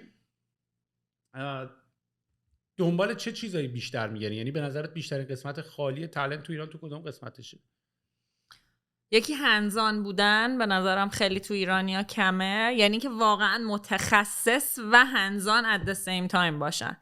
اصولا آدما خب یا خیلی هنزانن که حالا خیلی شاید تخصصه هنوز اون های لولیست، وقتی به یه جایی میرسن که واقعا متخصصن و تجربه کاری رو دارن دیگه نمیخوان کار گل اصطلاحاً بکنن. حالا کار آر داره دیگه خورده میدونی، و اینو ما خیلی بهش نگاه میکنیم و واقعا به نظرم بچه‌ای که توی گروه اسنپ هستن حتی تو های لول خیلی اینطوریه که همه کار میکنن، اینطوری نیستن که نه این کار من نیست، در شأن من نیست، مثلا من اینو انجام نمیدم. یا من خیلی موقع‌ها اصلا تو مصاحبه میگم من دنبال اینایی که میگن من چی میگن چاکر من نوکری داشت، نوکر او چاکری داشت، اصلا نیستم و واقعا این مدلی هم نیست. خیلی حالا سلسله مراتب و اینا چیزاییه که اون کالچر رو ساخته.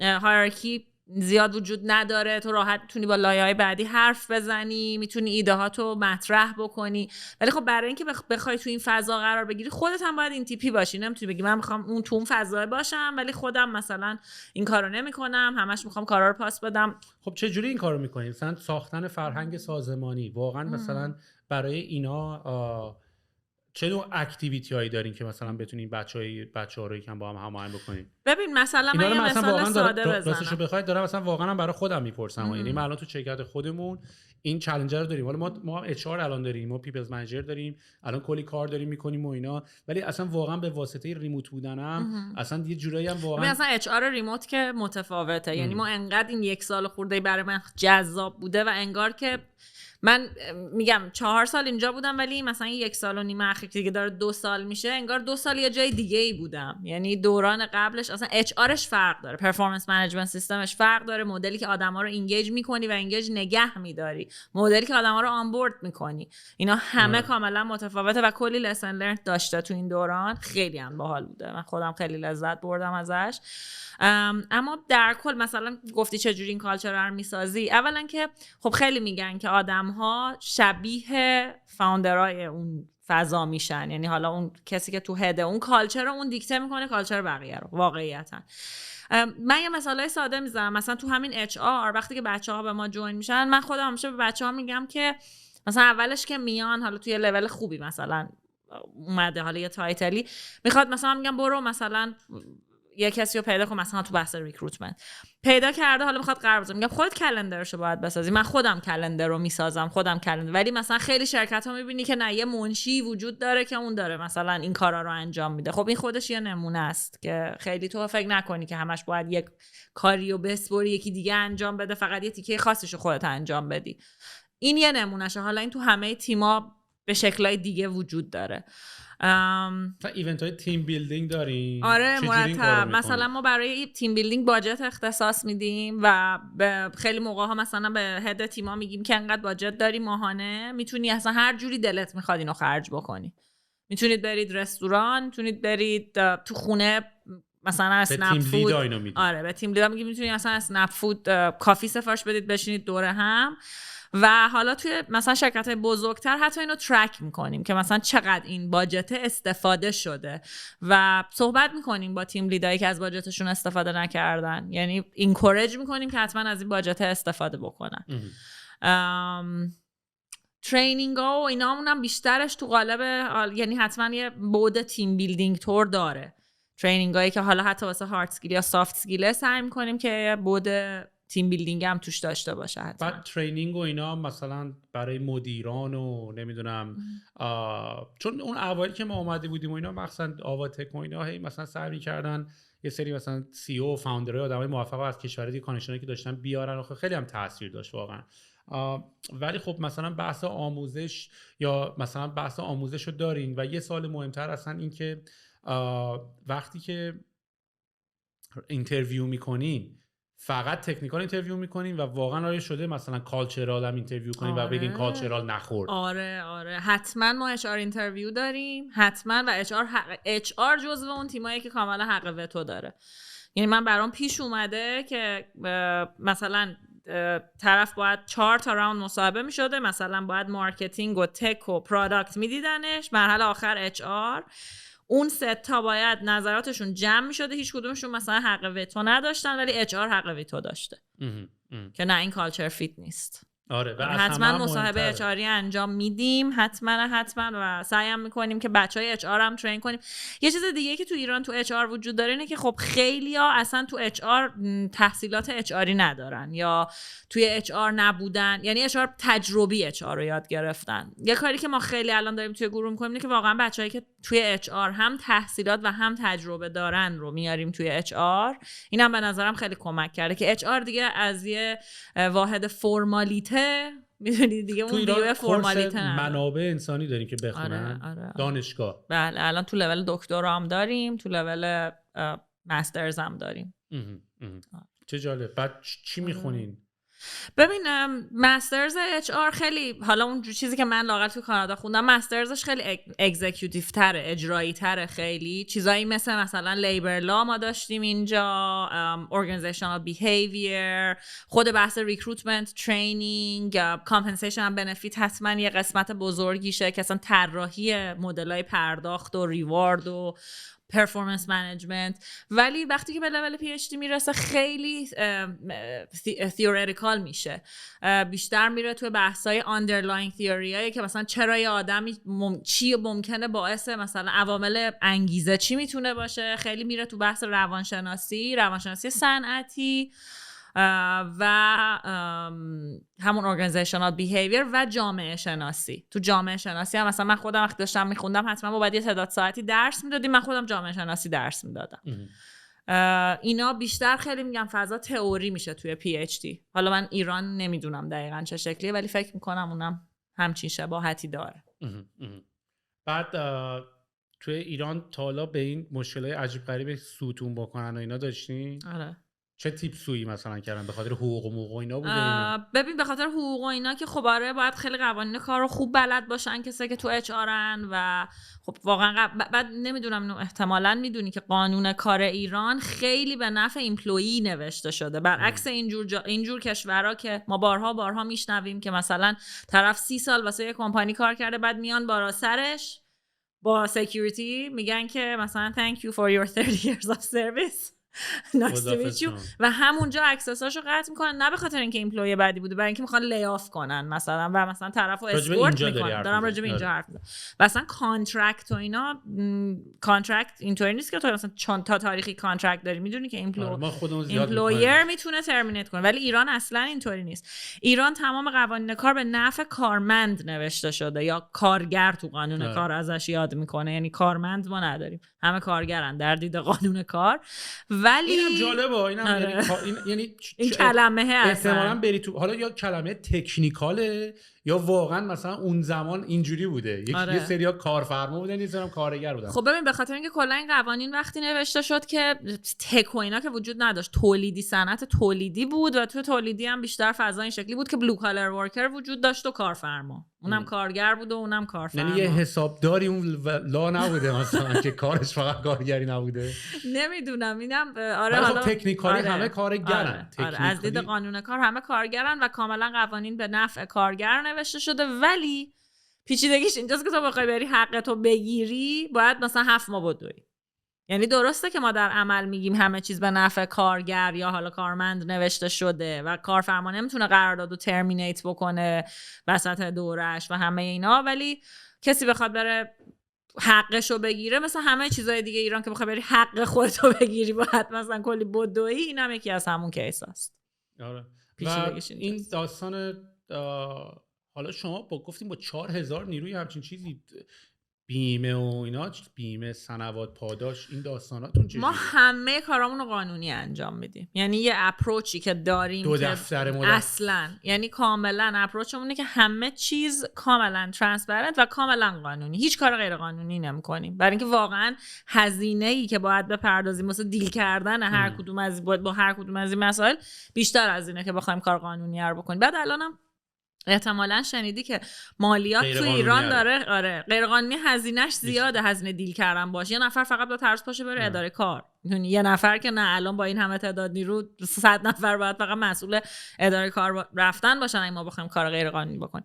ولی احتمالاً شنیدی که خب تو ایران هم مالیات و اینا الان خیلی جدی شده، یعنی بحث مالیات حقوق مثلا اینا رو خیلی روش اداره مالیات زوم ما هم همه چیزو واقعا، یعنی یه طوری مثل اینجاها داره میشه. واقعا استارتاپ‌ها رو این کش. چون توی قانون تجارت ایران تو وقتی سرمایه جذب اصلا نداریم، مثلا سرمایه جذب کردی اینجوری که تو داری پول برن می‌کنی، داری پول می‌سوزونی، درآمد نداری، داری پول می‌سوزونی، مالیات تو بده، میدونی. و من اصلا استارتاپ‌ها واسه هم یکی از دلایلش که مردن واسه همینه، خیلی‌هاشون اینجوری مردن. و هر روزم یه قانونایی میذارن که واقعا اصلا ما میگیم که بابا اصلا این نشدنیه. مثلا یهو میخوان یه تغییری ما چه پروداکت بدیم که مثلا بتونیم یه اطلاعاتی رو آن ویکلی بیسیس بدیم مثلا در مورد مالیات و اینا. خب ایمپلیمنت کردن اینا ما رو واقعا باز میداره از اینکه بخوایم بریم به 4 تا کار دیگه برسیم، وسط مجبوریم همه کارا رو پاس کنیم بریم به اون ریکوایرمنت برسیم. خیلی این موضوع برامون ایشو ایجاد میکنه. ولی کلا الان ایران هم خیلی شبیه اینجا شده که تو مثلا دیدی یه جایی یعنی میدونی که هرچی اکسپنسات بیشتر باشه خب بارم لاینت کوچیک‌تر میشه، تکس کمتری روش میدی دیگه. اونجا هم همینطوره. برای همین تو یه جورایی تقریبا میک سنس میکنه کاملا بخوای حقوقا و اینا رو رد بکنی که اکسپنسبلن دیگه. آره. ولی خب خیلی زیاده برای اون تعداد آدم. آره. و مثلا ما یعنی پیرول یکی از هزینه‌های خیلی بزرگ بیزنسه. بعد شما همتون توی ساختمونین یا نه الان دیگه جداتر؟ سوال خوبیه. ما تو چندین ساختمونیم. کلا تقریبا همه شرکت‌ها کال سنتراشون جداتره. حالا یکی دوتا از شرکت‌ها کال سنترها هم هستن با بقیه، ولی خب ما هم الان بحران فضا داریم به شدت دیگه. یعنی ما توی این دوران ریموت اولا که جزو معدود شرکتایی بودیم که خیلی سریع ریموت شدیم و موندیم ریموت. خیلی توی این دوران کرونا مثلا تو هر پیکی که یه خورده وضع بهتر شد برمیگشتن آفیس، ما اصلا برنگشتیم آفیس. من خودم الان که اومدم کانادا دارم با این اختلاف ساعت کار میکنم که اصلا یه چیز وحشتناکه. ولی چجوری بیشتر جنبه مثلا تو کال و اینا یا نه همون تکس بیس؟ چون من واقعا نه کال همه چی کاله. چه سافر استفاده می‌کنی؟ زوم استفاده می‌کنی؟ زوم آخه اخیراً زوم فیلترش برداشته شده. قبلا فیلتر بود، خیلی نمی‌شد. اون ایران فیلتر کرده بود زوم، ولی اخیراً دیگه فیلتر نیست. ولی خب چون هنوز خیلی‌ها نمیدونن که فیلتر نیست، زوم خیلی باب نیست، بیشتر اسکایپ. آره، اسکایپ و اسکایپ ویدیو، اسکایپ چت و حالا واتساپ. همین تکست مثلا سرویس‌های چتتون و اینا چطوریه؟ واتساپ، تلگرام می‌نن؟ تلگرام که فیلتره خیلی استفاده نمیشه. باز بگم بیزنس به بیزنس فرق داره. یعنی یه سافر سنترال مثل اسلک ندارین که مثلا همه کانورسیشن یه چیزی که تو کل گروه باشه؟ نه، میتونم بگم بیشترینش اسکایپ. اونم بخاطر اینکه از قدیم بوده، تو تقریبا میدونی که هر کیو سرچ کنی رو اسکایپ میتونی پیداش بکنی. اصلا نمیتونم باور کنم. ولی چیزی که مثلا فکر کنی اچ آر دیکته میکنه که همه باید اون استفاده کنن، تو هر کدوم از شرکت‌های زیر مجموعه فرق داره. مثلا یه جا اسکایپ، یه جا تیمز استفاده میکنن، یه جا واتساپ چیز آفیشالش. ولی یه چیزی که بگم تو کل گروه اسنپ یه چیزه ایمیله که خیلی کانال آفیشال ماه و اسکایپ. ایمیل ما خیلی وقت واقعا باور بشه به ایمیل دست دیگه نزدیم به اون شکل، میدونی. خب ایمیل واسه کویک کامیونیکیشن نیست اصولا که مثلا بگی بیا طبقه بالا. مثلا طبقه بالا که دیگه معنی نداره چون ما تو آفیس نیستیم. ولی نه ولی اصلا درست هم داری میگی. مال ما یه مقداری مثلا الان به واسطه مثلا همین هادل و اسلک فیچری داره، مثلا همینجوری همه روشنن، یکی رو داد میزنه سوال مثلا جواب میتونی بدی و اینا. حالا نه به این شکل، ولی مثلا دارم که فکر میکنم به خاطر این که از زمان کرونا بعدم همه یکم یاد گرفتن ایسینکرونس بشن دیگه. یعنی مثلا خب تو آفیس که بودیم قبلا مثلا خب کالچری که مثلا بین بچهای پروداکت و برنامه‌نویس و اینا بود که اگه هدفون رو گوشته که لطفا مزاحم نشو، اگه یه دونه مثلا هدفون رو گوشت باشه یکی روش نباشه، یعنی اینجوری که من توی زونم ولی میتونی حالا یکم مثلا بزنی رو شونم و اینا، اگه خواستم میتونم جواب بدم، نخواستم نه. و اگرم هدفون رو گوشم نبود که اصلا و این یواش یواش این کالچرها رو مثلا الان تو حالت ایسینکرونس هم اومدیم، یعنی ما مثلا خودمون رو همدیگه رو ریل تایم خیلی بادر نمی‌کنیم، ما خیلی ویدیو ریکورد می‌کنیم با لوم، مثلا هی یه قسمتی از پروداکت روش حرف میزنیم، مثلا روش ویدیو ریکورد می‌کنیم، اسکرین شیر می‌کنیم، هی بعد یه لایبرری داریم تو زوم که هر کسی مثلا ویدیوهاشو ریکورد کرده، خیلی هر کسی رو تایم خودش داره همه کارا رو میکنه. و اتفاقا من چند وقت پیش داشتم مثلا یه بار ما هم این بحث این داشتیم که آقا برگردیم آفیس یا برنگردیم آفیس. من یکی از آرگومنتام که برگردیم هم آفیس باز باید بشینیم بغل هم رو لپتاپامونا، یعنی من الان باز نیاز دارم اسکرینمو با تو شیر بکنم، چون من دوتا کرسر رو میخوام، دوتا موس داشته باشیم و نمیدونم تو اسکرین تو باید به تو رو خط خود، یعنی بغل منم باشی، قرار نیست به مانیتور من نگاه کنی، تو باید بغل منم باشی، باید مانیتور خود نگاه بکنی. و یه مقداری مثلا این اتفاقایی که مثلا در راجع به فیسبوک متاورس و اینا میفته رو حالا شاید مثلا برای خیلی دور باشه و اینا، ولی ما الان عملاً داریم می‌بینیم که مثلا واقعاً حتی اگر کنار هم باشیم ولی باز نیاز داریم که پشت مانیتورها یا پشت اسکرین‌ها یا پشت اکانت‌های خودمون باشیم. ببین این بحث خیلی کالچوراله، این یکی از اون چیزایی که خیلی کالچوراله. مثلا تو ایران آدما دو دستن، یه عده قشنگ آدمای حضوری ان، مثلا طرف بهش مسیج میزنی مسیج تو سین کرده جواب نمیده، یا آره مثلا جواب نمیده واقعا و خیلی افکتیوه که پاشی بری بالا سرش، یه کاری که من خیلی بدم میاد ازش. اون موقع هم که توی آفیس بودیم خیلی اینو پروموت کردیم، مثلا زده بودیم به در و دیوارا ریموت فرست، برای اینکه اوپن آفیسه. بعد تعدادم زیاد شده بود این اواخر، الان که دیگه اصلا جا نداریم بخوایم برگردیم، تعداد زیاد شده. خودت فکر کن اگه هر کی بخواد بره بالا سر یکی چه کیاسی ایجاد میشه. من خودم خیلی میپسندم که آدما به هم مسیج بدن و واقعا خودم شده بود که مثلا ما نفر بغلیم به هم اسکایپ میزدیم، مثلا ممکن بود یه موضوعی رو اسکایپ همون حل شه، یا اینکه نه مثلا سر مثلا آن د کلاک بریم تو اتاق جلسه راجع به یه موضوعی با هم حرف بزنیم. ولی بعضیا واقعا این تیپی نیستن، یعنی بعضیا واقعا تو کالچر ایران خیلی حضوری مدلشون، اصلا باهاشون حضوری معمولا هم شاید مدیران اینجوری باید باشن، یعنی بیشتر آدمایی که کارشون اینه که اصلا با آدما حرف بزنن و آدما رو جمع کنن. ولی خب از نظر تیم بیلدینگ هم خوبه دیگه، یعنی مثلا من حالا یه تجربه‌ای که دارم اینه که به غیر کار الان مثلا با تیم خودمون خیلی کار دیگه‌ای نکردیم، یه مقداری هم واقعا خشک‌تر هم هستیم، یعنی مثلا من بچه‌ها رو اگه اخراج می‌کنیم خیلی دیگه مثلا خداحافظ هم حتی نمیگم خداحافظ، یعنی واقعا نه ما مثلا گودبای پارتی میگیریم، گودبای پارتی آنلاین میگیریم، آره زوم کال می‌ذاریم همه بیان. آره الان کالچر کار کرد، چون ما اصلا ریموت شروع شدیم، یعنی ما اصلا الان کمپانی ما کاملا ریموت شروع شده، یعنی به غیر ما فاوندرها و مثلا یکی دو سه تا ایمپلوی اول ما اصلا بقیه رو ندیدیم. مثلا الان توی حالت مثلا 50 نفر هستیم، من اصلا ندیدم تیممون از فیزیکلی، یعنی بیشتر از 10 نفری که تورنتو هستن 40 نفر دیگه من تا حالا ندیدم من نزدیک. و یه جورایی هم ببین الان اتفاقا من یه مقاله میخوندم خیلی جالب بود که یعنی من اینو کاملا نوتیس کردم که توی اوایل کووید خیلی استیبل بود ترنوور، منظورم اونقدر ترنوور نبود، اگه هم ترنووری بود از سمت مثلا شرکت نخواد ادامه هر کاری بده بیشتر بود تا بچه‌ها نخوان با ما کار کنن. یهو از مثلا 6 ماه اخیر ترنوور زیاد شد. من اول فکر کردم مثلا ما داریم این موضوع رو تجربه میکنیم، بعد خیلی روش سرچ کردم دیدم اولا این موضوع جهانیه، کامیتمنت آدما از لحاظ ایموشنال نسبت به شرکتاشون خیلی اومده پایین. یه دلیلش همین ریموته، یعنی تو مثلا میدونی قبلا تو رو درواسی قرار میگرفتی، اصلا کویت کردن سخت بود، میگفتی حالا مثلا چه جوری برم به مدیرم بگم که مثلا دیگه نمیخوام بیام. خیلی ها اینجوری هم میدیدید 4 سال موندن توی شرکتی.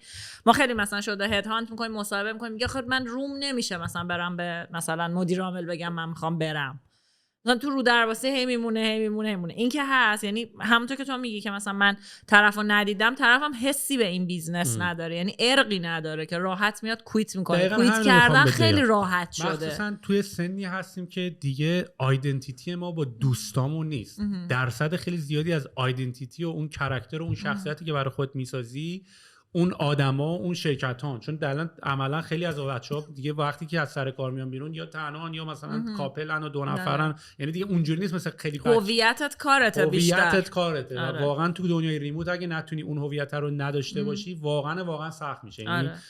یعنی دیگه واقعا لایف خیلی بورینگ میشه. و من الان خودم یعنی یکی از دلایلی که مثلا ما مثل کمپانیمون ترایب و قبیله است و اینا خیلی انگل ورودمون به بازار و مارکتینگ و نه به خاطر گیم، واقعا هم اینجوری واقعا داریم نگاه میکنیم که کمپانی‌ها واقعا is part of an identity of people. میدونی یعنی تو دوست داری که با یه سری آدمی اسوسییت بشی، معمولا کوورکرات و اینا. الان من دیگه واقعا دوستای بچگی صمیمیمو دیگه واقعا خیلی راستشو بخوای نمیتونه، سختمه حتی رابطه باشون برقرار بکنم. یعنی با کالیگام خیلی راحت‌تر الان رابطه برقرار میکنم. ممکنه با رفیقای بچگیم راحت‌تر باشم ولی یه چیز میوچوالی با هم دارید که بیشترین تایم روزتون رو اون چیز میوچوال است، اونم اون کار است دیگه. ولی در کل میخوام بگم که این ارقه چون تو دوران ریموت خیلی کم شده، الان خیلی ترنوور تو همه شرکت‌ها زیاده. یکی اینه. یه دلیل دیگه که داشتم میخوندم اینه که و واقعا هم درسته، اینه که کرونا باعث شد که آدما خیلی ولیوهاشون رو ریویزیت بکنن. یعنی تا قبل از کرونا مثلا تو میگفتی من باید بای 30 این کارو کنم، بای 40 این کارو کنم. کرونا یهو به ما نشون داد که نه، ممکنه یهو اوورنایت همه چی عوض شه، ممکن بمیری به راحتی فردا. بعد این خیلی باعث شد آدما دوباره به ولیوهاشون فکر کنن که مثلا من اگه قراره انقدر الکی بمیرم یا من دیدم که دور و برم انقدر آدم‌ها الکی تلف شدن، مثلا I want to spend more time with my children, I want to get married or اصلا میخوام برم travel کنم دنیا رو. کامیتمنت آدما به کار خیلی اومد پایین. یعنی باعث شد که فکر کنه که اوکی من چرا انقدر دیووت کارم، خیلی کارهای دیگه تو این زندگی که انقدر مسخره است وجود داره. پس این هم یکی از دلایل ترنوور. راستشو بخواید خیلی مثلا حالا بخوایم دیپ هم نشیم و اینا، ولی این سوالایی که مثلا فکر کنم ما الان هممون از خودمون داریم پرسیم، تایمی که داریم ددیکیت میکنیم به کاره الان یه مقداری آنهلتی زیاده. نه به معنی اینکه من که خودم الان معتقدم اینه که من اعتقادم بر اینه که واقعا باید وقتی شب میخوای بخوابی باید ویستد بخوابی. یعنی باید انقدر خسته شده باشی و انقدر کاراتو کرده باشی و 24/7 باید اصلا فعلا یعنی نیروی جوانی و عشق و کار درست پیدا کردن و اینا رو تو این میبینم. چون یعنی دیگه تایم دیگه تو مثلا بیکاری که حال نمیده، حالا لزوما کارم نکردی ولی داری یه سری کارهایی داری میکنی. ولی خب بعضی موقع مثلا این سوال برام به وجود میاد که یه مقداری مثلا من حالا فاوندرم و کار خودم شروع کردم و برای من یه دیدگاه و یه ارزش دیگه ای داره و یه هدف دیگه ای هم دارم که معمولا اصلا برای فاوندرها بپرسی خیلی کمتر هدفشون پول در آوردن است. یعنی به عشق پوله نیست که ما داریم این کارا رو میکنیم، چون پول به اندازه خیلی زیادی چون پول تعریف نشده است خیلی برات قابل دنبال کردن نیست. یعنی اصلا بهت بگن اگه بدوی یه کشتی میگیری خیلی بیشتر میدوی تا اینکه بهت بگن برو $1,000,000 بهت میدم، چون برای مردم ویلث تعریف نشده است.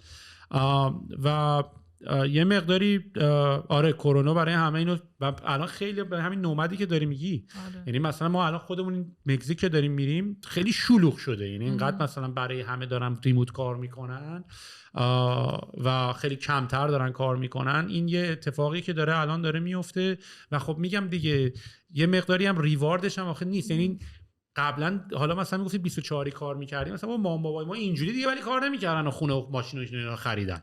میدونی یعنی الان ریواردم آخه نمیخوره.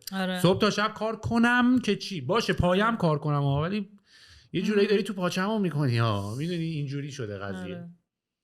و دلیل سوم که خب خیلی در مورد ایران صحبت کنه که خیلی‌ها پشت مرزهای مهاجرت بودن تو دوران کووید. یعنی من مطمئن بودم که یه خورده این ریستریکشن های ترافل باز شه. مثلا همین کانادا خیلی‌ها که کارشون درست شده بود نمیتونستن لند بکنن، یعنی اونا که پی‌آر رو گرفته بودن دیگه الان دیگه شروع شد دیگه. یعنی ما همینطور دونه دونه دونه بچه‌ها مثلا نداری ترگل مثلا چون شما کمپانیتون بزرگه، یعنی مثلا این آدمایی که دارن میرن مثلا هیچ اینسایتی داری که مثلا بگی آقا مثلا در ماه مثلا 5% ورک فورس مثلا داره میره؟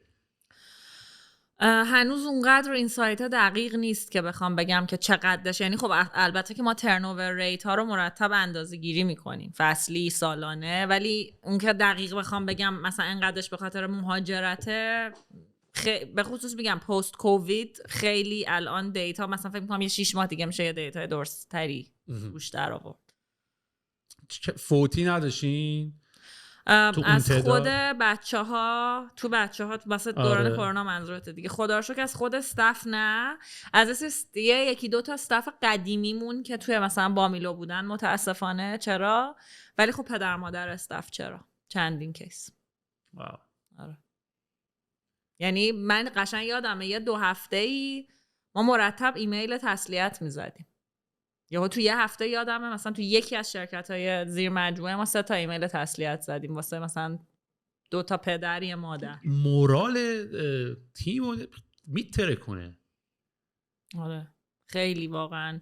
بعد ما تیمایی داشتیم که نمیتونستن ریموت باشن، باید می اومدن. بعد مثلا دقیقاً تو یکی از همون تیما یکی از بچه‌ها پدرش رو از دست داد و مادرش هم بیمارستان بود، حالش خیلی بد بود. بعد خب بقیه تیم می اومدن، باید می اومدن. بعد میدونی یکی از چالش‌های دیگه ایرانی بحث پیپر ورک، مثلا پیپر ورکی که تو نمیتونی سافتش بکنی، همش اعتقاد بر اینه که باید هارد کاپی باشه. آره اینو ما هم داشتیم یه بار تو داستان من نمونهش قرارداد کاره دیگه، باید حتما مثلا سیگنیچر هارد باشه. خب مثلا فکر کن 4000 نفر، حالا قرارداد مثلا هم که لزوما مثلا طولانی مدت نیست، بعضیا ممکنه یه ماه باشه. این چقدر ورق جمع میشه، چقدر شما کاغذ. همه یعنی استفاتون همه تو تهرانن یا مثلا تو شهرهای دیگه هم نه تو شهرهای دیگه هم هست آفیس این 4000 نفری که داری میگی شامل شهرستان‌های نه دیگه هم میشن. آره چون ما این داستانا رو ما هم داشتیم. ما مثلا پست میکنیم ما قراردادا رو، باید قرارداد امضای جوهری این بشه.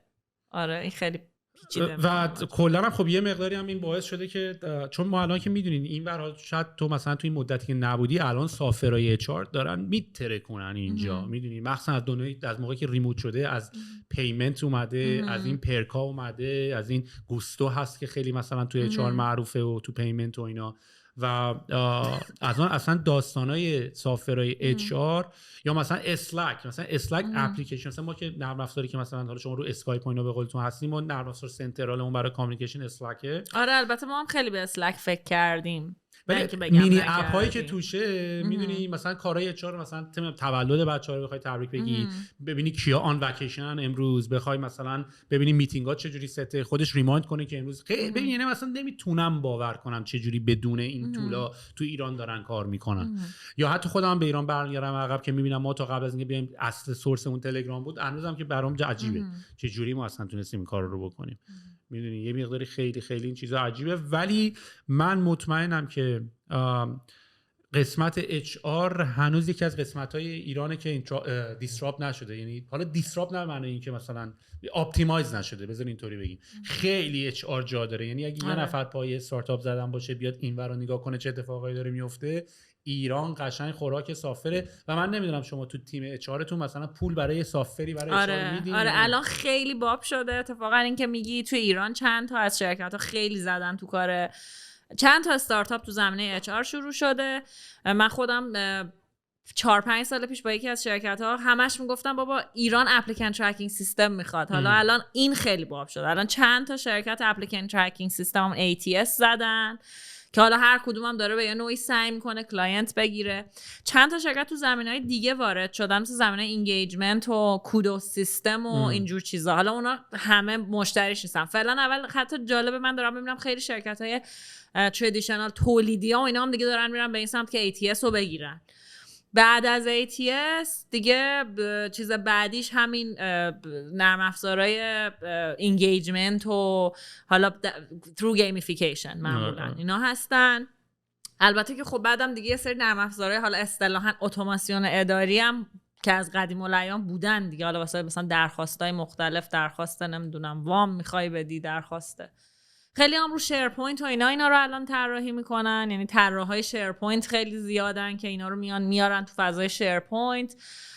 و خب خیلی بچه‌ها مثلا از ترلو و اینا هم استفاده میکنن.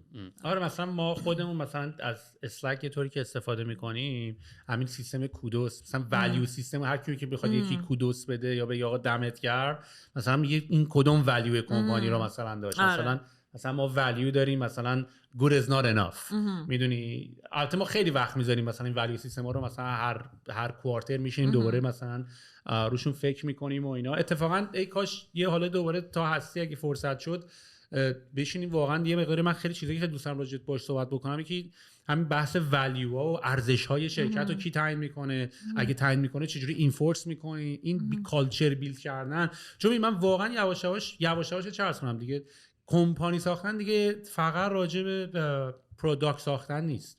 میدونی واقعا این قبیله ها رو باید بسازی. این قبیله رو ساختن و میگم واقعا تو ریموت اصلا یه داستان دیگه است. یعنی کالچر سازی تو ریموت چیزیه که ما هم داریم باهاش هنوز ترایل اند ارور میکنیم. نمیتونم اصلا کلیم کنم بگم ما بلدیمش. من خیلی دیدم که اصلا تاکتیکایی که استفاده میکردیم توی آفیس اصلا باید عکسش رو استفاده بکنی تو دوران ریموت که به همون نتیجه برسی. خیلی پیچیده است. فکر کنم همه دارن یه خورده هنوز یادش میگیرن. آره میفهم. یه سوال آخر ازت بپرسم، چون ما خودمون از این کیسات داشتیم و تو ایران فکر میکنم به خاطر محیط ناسالمی که ایران داره این اتفاقا خیلی کم پیش نیاد. از این داستانای میتو و اینا تو ایران نداشتین؟ آقاها مثلا کارهای عجیب غریب بکنن مثلا مثل سکشوال هراسمنت اینا؟ آره.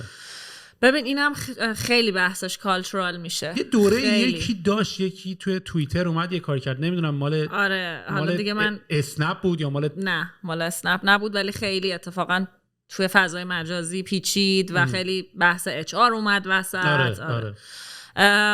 ببین خیلی پیچیده است دیگه اون چیزی که اولا که اصلا حرف هم نزنن. آره اولا که خیلی تابوه این موضوع. ببین مثلا ما تو فرهنگ ایران میگیم که اگر یه کسی یه خانومی مورد هراسمنت، اولا که اصلا سوال اول اینه که what is sexual harassment. خب اولا که تابوه راجبش حرف بزنیم. مثلا ما چندین ماه داریم روی این تاپیک پالیسی مینویسیم و خیلی جاهاش مثلا من میگم نه اینجا رو ما نمیتونیم خیلی باز کنیم، نمیتونیم بازش بکنیم که اصلا بخوای تعریف بکنی که sexual harassment چیه. خب بعد اون بحثه که گفتی خیلی مثلا دایورسیتی زیاده، خیلی مثلا فرهنگ‌های مختلف ما داریم، مثلا فارس داریم، کرد داریم، لور داریم، مذهبی داریم، غیر مذهبی داریم. میدونی این موضوع خیلی توی ایران زیاده. برای هر کدوم اینا سکشوال هراسمنت یه معنی میده. یعنی اون چیزی که من بهش میگم سکشوال هراسمنت به اونی که اون یکی میگه، به اونی که اون یکی میگه یکی نیست. پس اصلا دیفاین کردنش فوق‌العاده مشکله. بعد یک بحث کالچورال ما داریم که میگیم کسی که هراس شده یه کرمی داشته خودش که هراس شده. مثلا چیزی که تو توی مثلا کانادا هیچ وقت اینو نمیبینی. اصلا این نمیدونم این آرگومنت رو هنوزم که هنوزه میکنن. اگر یعنی خودت یه کرمی داشتی اصلا خیلی و من چندین بار توی ایران دیدم کیسایی رو که نه توی خود گروهمون اون کسی که هراس شده بوده و مورد هراسمنت قرار گرفته بوده انقدر فضا واسش تنگ شده اون جایی که بوده که مجبور شده بیاد بیرون. یعنی آخر قربانی واقعی ماجرا شده. خیلی پیچیده است این بحثه و نمیتونم بگم نه نداشتیم. ما هم کیس داشتیم، سعی کردیم با پالیسی نوشتن روش و اینکه روش دیسیپلینری اکشن تیک کردن ادرسش بکنیم، ولی کامیتی داریم، روش کامیتی تشکیل سعی کردیم بدیم که از اعضای مختلفی، هم از لحاظ سنی هم از لحاظ جنسیتی، یعنی هم توش زن باشه هم مرد باشه هم ویو پوینت های مختلف، یه کامیتی تصمیم بگیرن. ولی تشویق کردین بچه‌هاتون رو که تا اتفاقی افتاد سریع بیان اطلاع بدن؟ آره ما هم مثلا ویسل بلوینگ پالیسی داریم که خیلی مثلا مرتب دوباره ارسالش میکنیم. هم روی اولی که می‌خواستیم سکشوال هراسمنت پالیسی کاملا اسمشو بذاریم، ولی بعداً مثلا روی بیزنس اتیکت پالیسی داریم کار میکنیم که یه بخشیش سکشوال هراسمنت. من فکر میکنم این چیزاییه که تو جامعه که به ما یاد ندادن، مدرسه هم که یاد ندادن، ولی واقعا الان مثلا به واسطه شرکت ها واقعا آدما میتونن این چیزا رو راجعش یاد بگیرن و به نظر من خیلی مهمه. یعنی ما یواش یواش شرکت هامون دارن میشن، مثلا استارتاپ ها، میدونی استارتاپ ها به واسطه جوان بودنش و به واسطه خود ساخته بودنش و این داستانا یه مدرسه جدیدی شد. یعنی مثلا من خودم هم تمام این چیزایی که یاد گرفتم که از مدرسه یاد نگرفتم که همش به واسطه تو استارتاپ بودن و اینا بوده. ببین اون بحث اتنشن اسپن که گفتی خیلی مثلا ما خیلی تو اینترنال کامیونیکیشن داریم الان روش کار میکنیم و مثلا فکر کردیم اینجا مثلا من یادمه که اینجا وقتی مثلا میخوای بری حالا مثلا توی بار یا رستوران کار کنی میدونی که باید سمارت سرو بگیری. میدونی اینو؟ نه. سمارت سرو یه کورسیه که باید بگذرونی که مثلا بهت یاد میده که چجوری هندل بکنی درینک سرو کردنو. یعنی تو اگه یه مثلا بچه حالا 18 سال به بالا میتونه کلا یا 19 سال به بالا میتونه درینک سرو کنه، ولی کسی که میخواد دست به درینک بزنه باید سمارت سرو داشته باشه. سمارت سرو هم میخوای بگیری باید بری یه سری ماجول داره، ماجولا رو بخونین که مثلا با آدم درانک چجوری رفتار بکنی. خیلی جالبه، مثلا نگی بهش تو درانکی چون اون بدتر مثلا جری میشه، یا مثلا سعی کنی کلیدش رو یه جوری ازش بگیری یا بهش آب بدی. مثلا میگم من چون قبلا توی هاسپیتالیتی اینداستری کار میکردم، تو ترینینگ هم خیلی بودم، ترینینگ هایی که داشتیم و میدونم خیلی روی این زمینا کار میکنیم. بعد آخر این ماجولا تست داره و باید تستا رو بدی که بتونی آخرشون سرتیفیکیت رو بگیری. مثلا ما خیلی فکر کردیم که روی تاپیک همین سکشوال هراسمنت و اینا یه سری ماجول بذاریم و بعدش تست بگیریم، ولی انقدر اتنشن اسپنا پایینه که حتی یه چیز جالب بهت بگم، مثلا ما پالیسی ها رو وقتی میخوایم بفرستیم حتی فهمیدیم که وقتی اتچ ایمیل به شکل اتچمنت آدما بازش نمیکنن، باید کپی پیستش کنی توی متن ایمیل. یعنی قشنگ من ترک میکردم میدم که آدما اونایی که امبدد اصطلاحاً توی متن ایمیل رو بیشتر خوندن، یعنی حتی نمیخوانی اتچمنت رو باز بکنن. این همون بحثی که میگم کار کردم با نسل‌های بعدی. آخه ببین ولی ترگل بیا خودمونیم، یعنی یادم نگرفتیم یهو همینجوری رفتیم توی شرکت. استارتاپ هم ماهیتش اینجوری که استارتاپ هم ماهیتش کیاتیکه، یعنی یه حالت آشفتگی هم داره و آخه واقعا کجا باید آدم یاد میگرفت اینا رو؟ اصلا تو ایران میدونی اینجا باز حالا ریسورسش هست، یعنی اگه بخوای میری میتونی بخونی و ماشاءالله به واسطه یوتیوب و اینا واقعا هست. بعد دانشگاه هم به نظر من اینجا خیلی این چیزا رو به آدم یاد میده. یعنی نه دانشگاه اصلا، نه دبیرستان. من وقتی که رفتم اینجا دبیرستان یادمه که یه روزی مثلا معلم گفتش که یه تیبل درست کنید ستونای مختلف داشته باشه، مثلا کی نمیدونم چیزای مثلا تاریخ بود، کلاس تاریخ، و همه بلد بودن تو ورد تیبل بسازن. بلد بودن. این کورسی هم نبود که مایکروسافت ورد رو مثلا بخواد بهت یاد بده، باید میرفتی فیگر اوت میکردی. اون مثلا من از اونجا یاد گرفتم. تیم ورک رو خیلی روش کار میکنن، چیزی که خب لااقل زمان ما توی ایران روش خیلی فوکس نبود. نامه نوشتن مثلا. دقیقاً. مثلا واقعا نامه‌نگاری ها واقعا توی ایران ضعیفه، نگارش خیلی ضعیفه. من میبینم بچه‌هایی که جاهای خوب درس خوندن ولی نمیتونن یه نامه روون بنویسن که توش مثلا با 2 تا خط به طرفی که داره ایمیل تو میخونه بفهمونی واقعا لپ کلام چیه. نگارش فارسی ایران هم تو کار اداری واقعا منم اذیت میشدم. یعنی منم این قراردادها که میومد بر مصوبه قانون 38 چی اصلا اینجوری آقا این واقعا به اصالت میشینی اصلا بخونی این لپ کلام اصلا ببین چی داشته. ولی خب ما الان خیلی محاوره‌ای تر تو نامه هامون نامه‌های ایمیل ها لااقل مینویسیم اگه بخوایم فارسی بنویسیم، ولی من میبینم که مثلا همونم اگه تو از مثلا 4 تا ویرگول استفاده بکنی متنت خیلی خواناتر میشه، ولی اصلا بچه‌ها دست به ویرگول و دست به نقطه نیستن توی ایران، چیزی که باز اینجا خیلی روش فوکس میشه. آره یه سری چیزای خیلی بیسیک من تو ایران خودم هم دیدم، مثلا اون اوایل که اصلا یه مقداری اون اوایل که من اومدم ایران یه مقداری اینجوری که احتمالاً راه بلندی جلوته. میدونی چقدر اینجا توی دانشگاه مثلا به ما میگفتن که رزومه رو 10 باره 20 باره دابل چک کن، رزومت غلطه، مثلا دیکته ای دیگه نداشته باشه. مثلا ما داشتیم فایل پی دی اف برای استاد سابمیت می‌کردیم و نمیدونم داشتیم مثلا با ورد براشون میفرستادیم و میدونی از این داستانا خیلی مثلا. بعد بحث پلیجریزم هم که دیگه خیلی اینجا میدونی دیگه اصلا میدن توی ترنیتین ببینن تو جملاتی که نوشتی یه موقع مشابه جملات یکی دیگه نباشه و تو از کوتیشن استفاده نکرده باشی. یعنی انقدر پلیجریزم کار خلاف و غیر اخلاقی حساب میشه. ولی خب تو ایران خیلی اصلا پایان نامه‌شون ترجمه یه چیز دیگه است، فقط میگیرن همون رو ترجمه میکنن میشه پایان نامه. نه مثلا من خودم شخصا من اتفاقا یه بار راستشو بخوای اون توی ایران یه دوره‌ای که داشتم هایر میکردم، نه اینجا اتفاقا اون اوایل مثلا من اومدم اینجا، من خیلی طول نکشید تا یه جاب پیدا کردم قبل از اینکه ترایبو بزنم و یعنی ترایبو زده بودیم همزمان، ولی خب من صدری برداریم داشتم، ولی برای اینکه بخوام سری بردارم رفتم اینجا یه کاری اپلای کردم و بعد یه سری دوست دیگه داشتم خیلی استراگل داشتن میکردن توی کار پیدا کردن و اینا. بعد خیلی هم یارو اوکی بود، میگفت ببین کار پیدا کردن 2 سال طول میکشه دیگه. من دیدم که داداش تو اصلا بعد از یه کره دیگه داریم چی 2 سال طول میکشه اینا. رزومه رو رفتم نگاه کردم. اولا که مثلا خب خود منم هم تو پوزیشنی بودم که هایر کردم، هم تو پوزیشنی بودم که هایر شدم.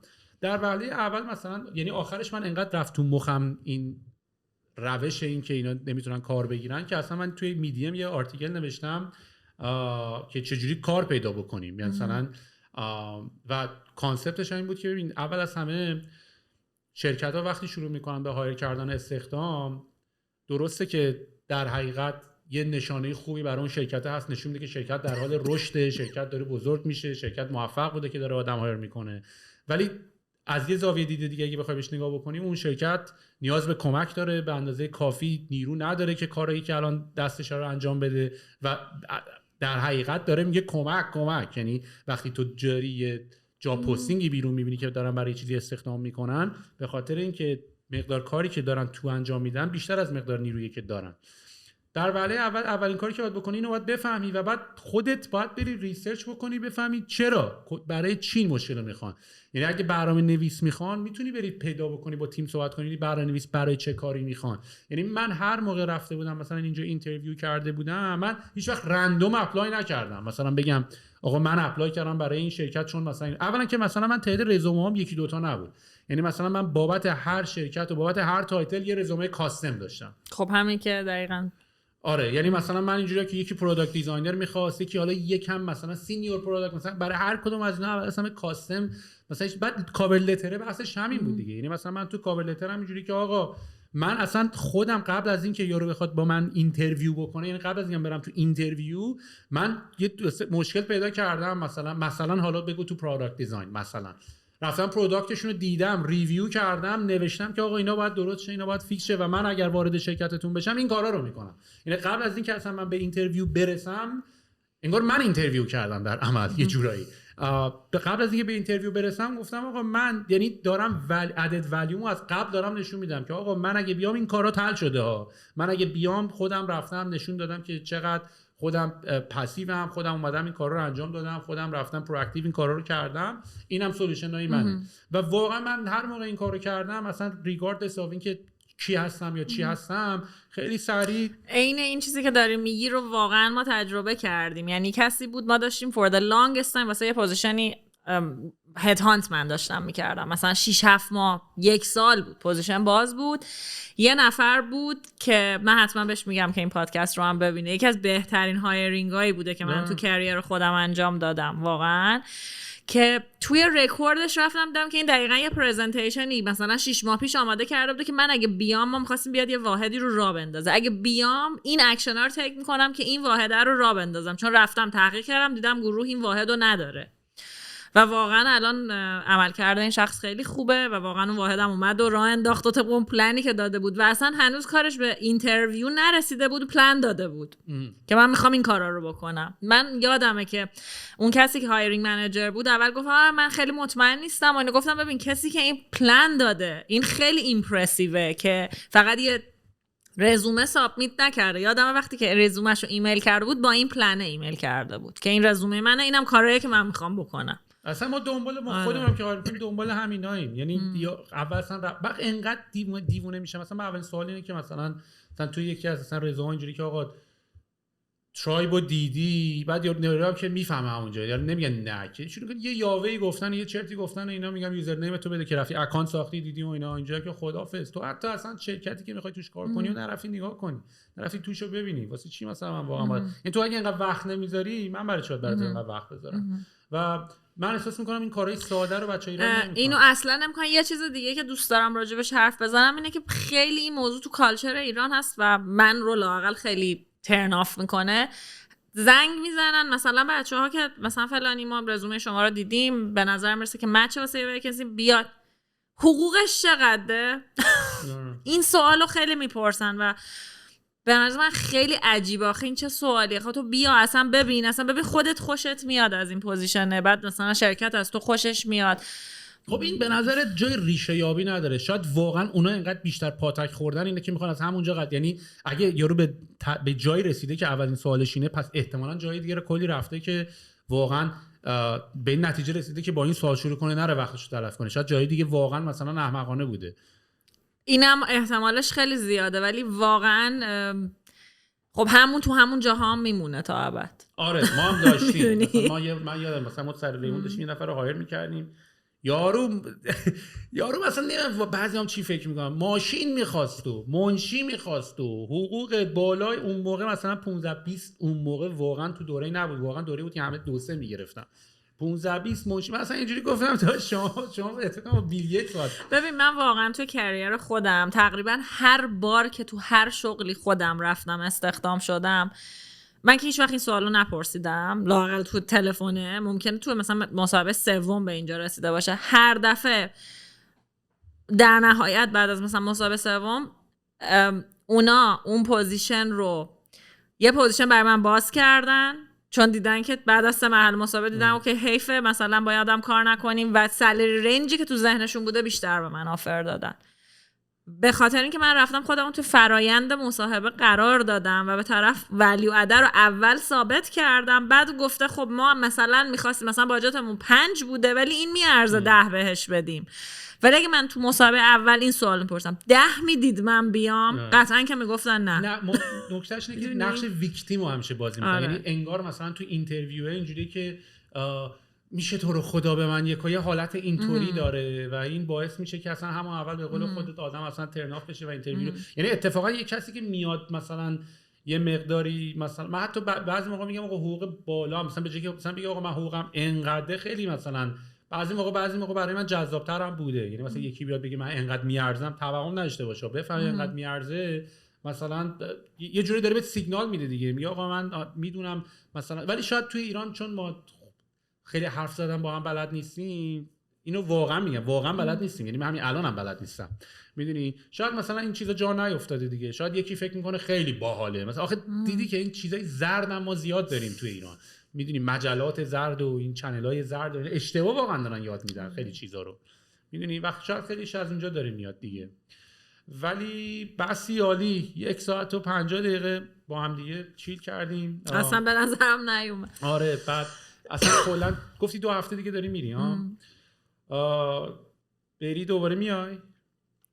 به هر حال من یه خونه، نمیدونم بگم خونه اولم یا خونه دومم، من نصف عمرم دقیقاً کانادا بودم، نصف عمرم هم ایران بودم، یعنی در این. آره منم حالا همینطوریه. آره برای همین قطعاً که میام. نه آره قطعاً که اصلا میای یا اینا. یه به واسطه تو خودت نرفتی مثلا تو ایران مثلا به شهرهای دیگه هم سر بزنی و اینا رو به کارت؟ توی این کار نه، ولی تو کارهای قبلیم مثلا مأموریت اصطلاحاً داشتم. راست یادش بخیر من رفته مأموریت. ولی فکر میکنم که حالا مثلا میگم من تاپیکایی که خیلی دوست دارم یه بار اگه فرصت کرده باشیم مثلا بتونیم با هم کاورشون بکنیم، اتفاقا میخوام دوست دارم ببینم مثلا این چیزا رو مثلا تو ایران دارن رعایت میکنن. اینا مثلا میخوام ببینم مثلا توی اسنپ و اینا مثلا شده مثلا بحث واقعا ارزش ها بیاد مثلا انجام بشه. مرتب این بحث ارزش ها از اون بحثاییه که به سمت زردم میتونه بره یا بشه یه مش چیزی که میره رو دیوار واسه قشنگی، یا نه واقعا you walk the talk. آخه ما واقعا الان این موضوع خیلی داریم بهش اهمیت میدیم و برامون هم مهمه و واقعا هم خودمون میخوایم بفهمیم واسه چی صبح داریم از خواب پا میشیم، میدونی، و برای اینکه بچه‌ها رو با هم الاین هم بکنی خیلی مهمه.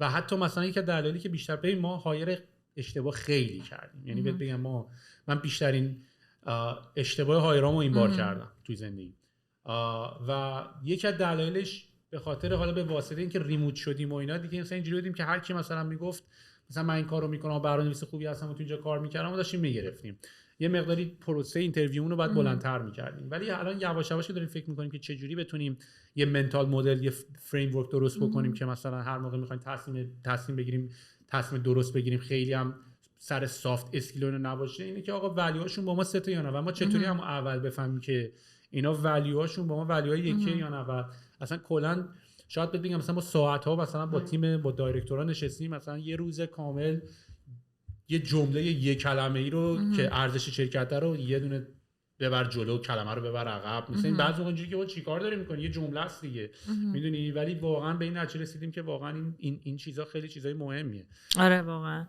یکی از همین بچه‌هایی که خیلی از قدیمیای در واقع گروه بود و الان اومده کانادا که من تو این سفر دیدمش، یه جایی قبلا کار میکرد. این خیلی من باهاش خیلی مصاحبه کردم، یعنی ما داشتیم واسه یه سری پوزیشن یه زمانی کار میکردیم روش که مصاحبه فنیاشو این شخص انجام داد، اچ آراشو من. بعد من واسه اینکه دقیق بفهمم که این دنبال چه جور آدماییه تو مصاحبه فنیا باهاش میرفتم خودم، که خب خیلی ساعت ها تو مصاحبه بودم نتیجتا. خیلی سخت میگه. من بعضی موقع بهش میگفتم واقعا تو دیگه داری دیگه زیادی مثلا این طرفو میچلونی. مثلا اومد از بالا، مثلا دقت کردی مثلا اومد مثلا اول رفتش دستشویی، بعد اول میومد کیفشو میذاشت بعد میرفت مثلا دستشویی، مثلا میگم حالا این نه. بعد یه حرف خوبی میزد، میگفتش که من اون شرکت قبلی که بودم که بعدها مثلا شده یه شرکت حالا خیلی بزرگ، یه کارو خوب انجام میداد، استخدام درست. گفت رو هیچ پروسه دیگه منابع انسانیشون اینا اونقدر فوکس نمیکردن، ولی رو استخدام درست خیلی فوکس میکردن و همین دیگه آجر اولو درست گذاشتی. من اصلا دارم میگم من به همین نتیجه رسیدم، چون ما الان یه سری استخدام اشتباه کردیم و کلی هم عقب افتادیم و بعد خودمون میریم زیر سوال، چون کاری که پیش نمیره اینجوری که آیا من مدیریت بلد نیستم، آیا من پیپل منیجمنت خوبی نیستم، آیا آدم است، اگر آدم بده آیا من مگر نه. مثلا من اینجوری که نه آقا کی گفته من که مثلا کوچ یا پیامبرم که دیگه حالا نیستم، حالا یه تیم لیدی هستی و یک شرکتی زدی و در حدش دیگه، ولی دیگه مثلا رابین ویلیامز که نیستم که دیگه مثلا بتونم یارو موتیویت کنم و همه کاری بکنم و یارو هم بیاد یاد بگیره و یه کار خوب بده و اینا. و بعد شروع کردیم یه مقداری پروسه اچ آر رو سنگین تر کردن و خب وقتی هم اچ آر میاری هد هانت میکنی تا اینکه یارو خودش اپلای بکنه. بعد شروع کردیم یکی دو تا خوب آوردیم و یهو اصلا داینامیک کمپانی عوض شد و من اینجوری که اصلا ببین خیلی فرقش یک کم دو کم نیست، میدونی خیلی فرق آدم خوب و آدمه. و توی یک کتابی هست، همین کتاب همین Good to Great اتفاقا راجب همین موضوع صحبت میکنه. توی گوگل موقعی که میخواستم مثلا اول داشتن استخدام میکردن و فقط انجینیر میگرفتن، خیلی کانچر انجینیری داشت، میگفت اختلاف بین good تا great خیلیه، نه اینکه فکر کنی مثلا الان خوبی بد گریتی. گفت good تا great خیلی فاصله زیاده و فقط باید این کنی آدم great بگیری.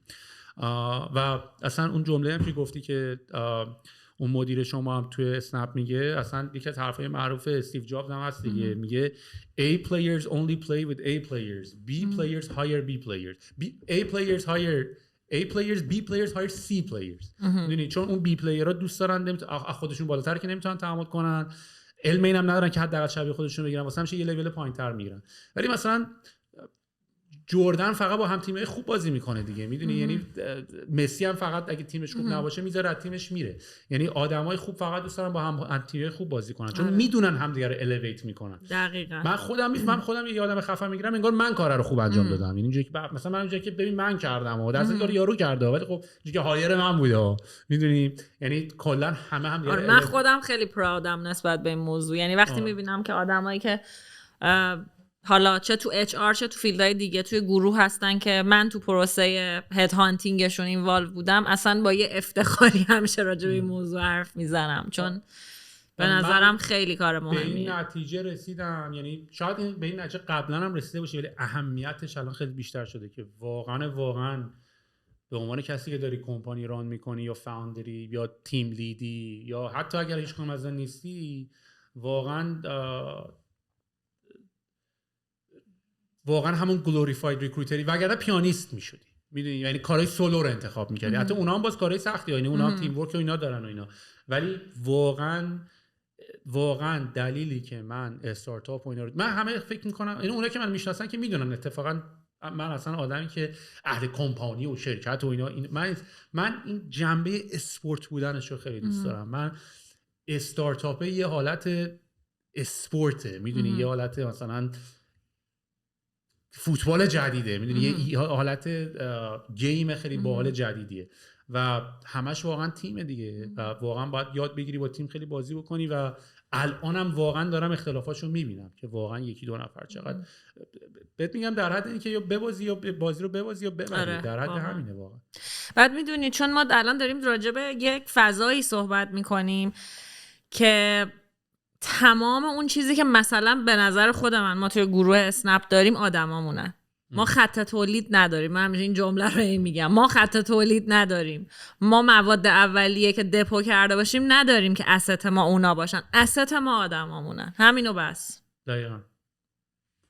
خیلی هم عالی. دمت گرم ترگل. مرسی. خیلی گپ خوبی بود سهیل. خیلی خوشحال شدم. و همچنین و میگم این بحث HR واقعا جای خوبی هستی. یعنی این تاپیک HR من خودم بیشتر و بیشتر دارم بهش علاقه من میشم. بعد به عنوان کسی هم که میگم مثلا فاوندرین بیشتر دارم میفهم که اتفاقا این اسکیلی که باید داشته باشیم. من یه بار اتفاقا یادم نمیره یه بار CEO باکس گفته بود که اولین هایر توی یک کمپانی اچاره، یعنی بر دست CEO می‌بینی که سریع شروع کنی آدماتو بیاری و این کار رو بتونی بکنی. واسه همین جات خیلی خوبه. دمت گرم.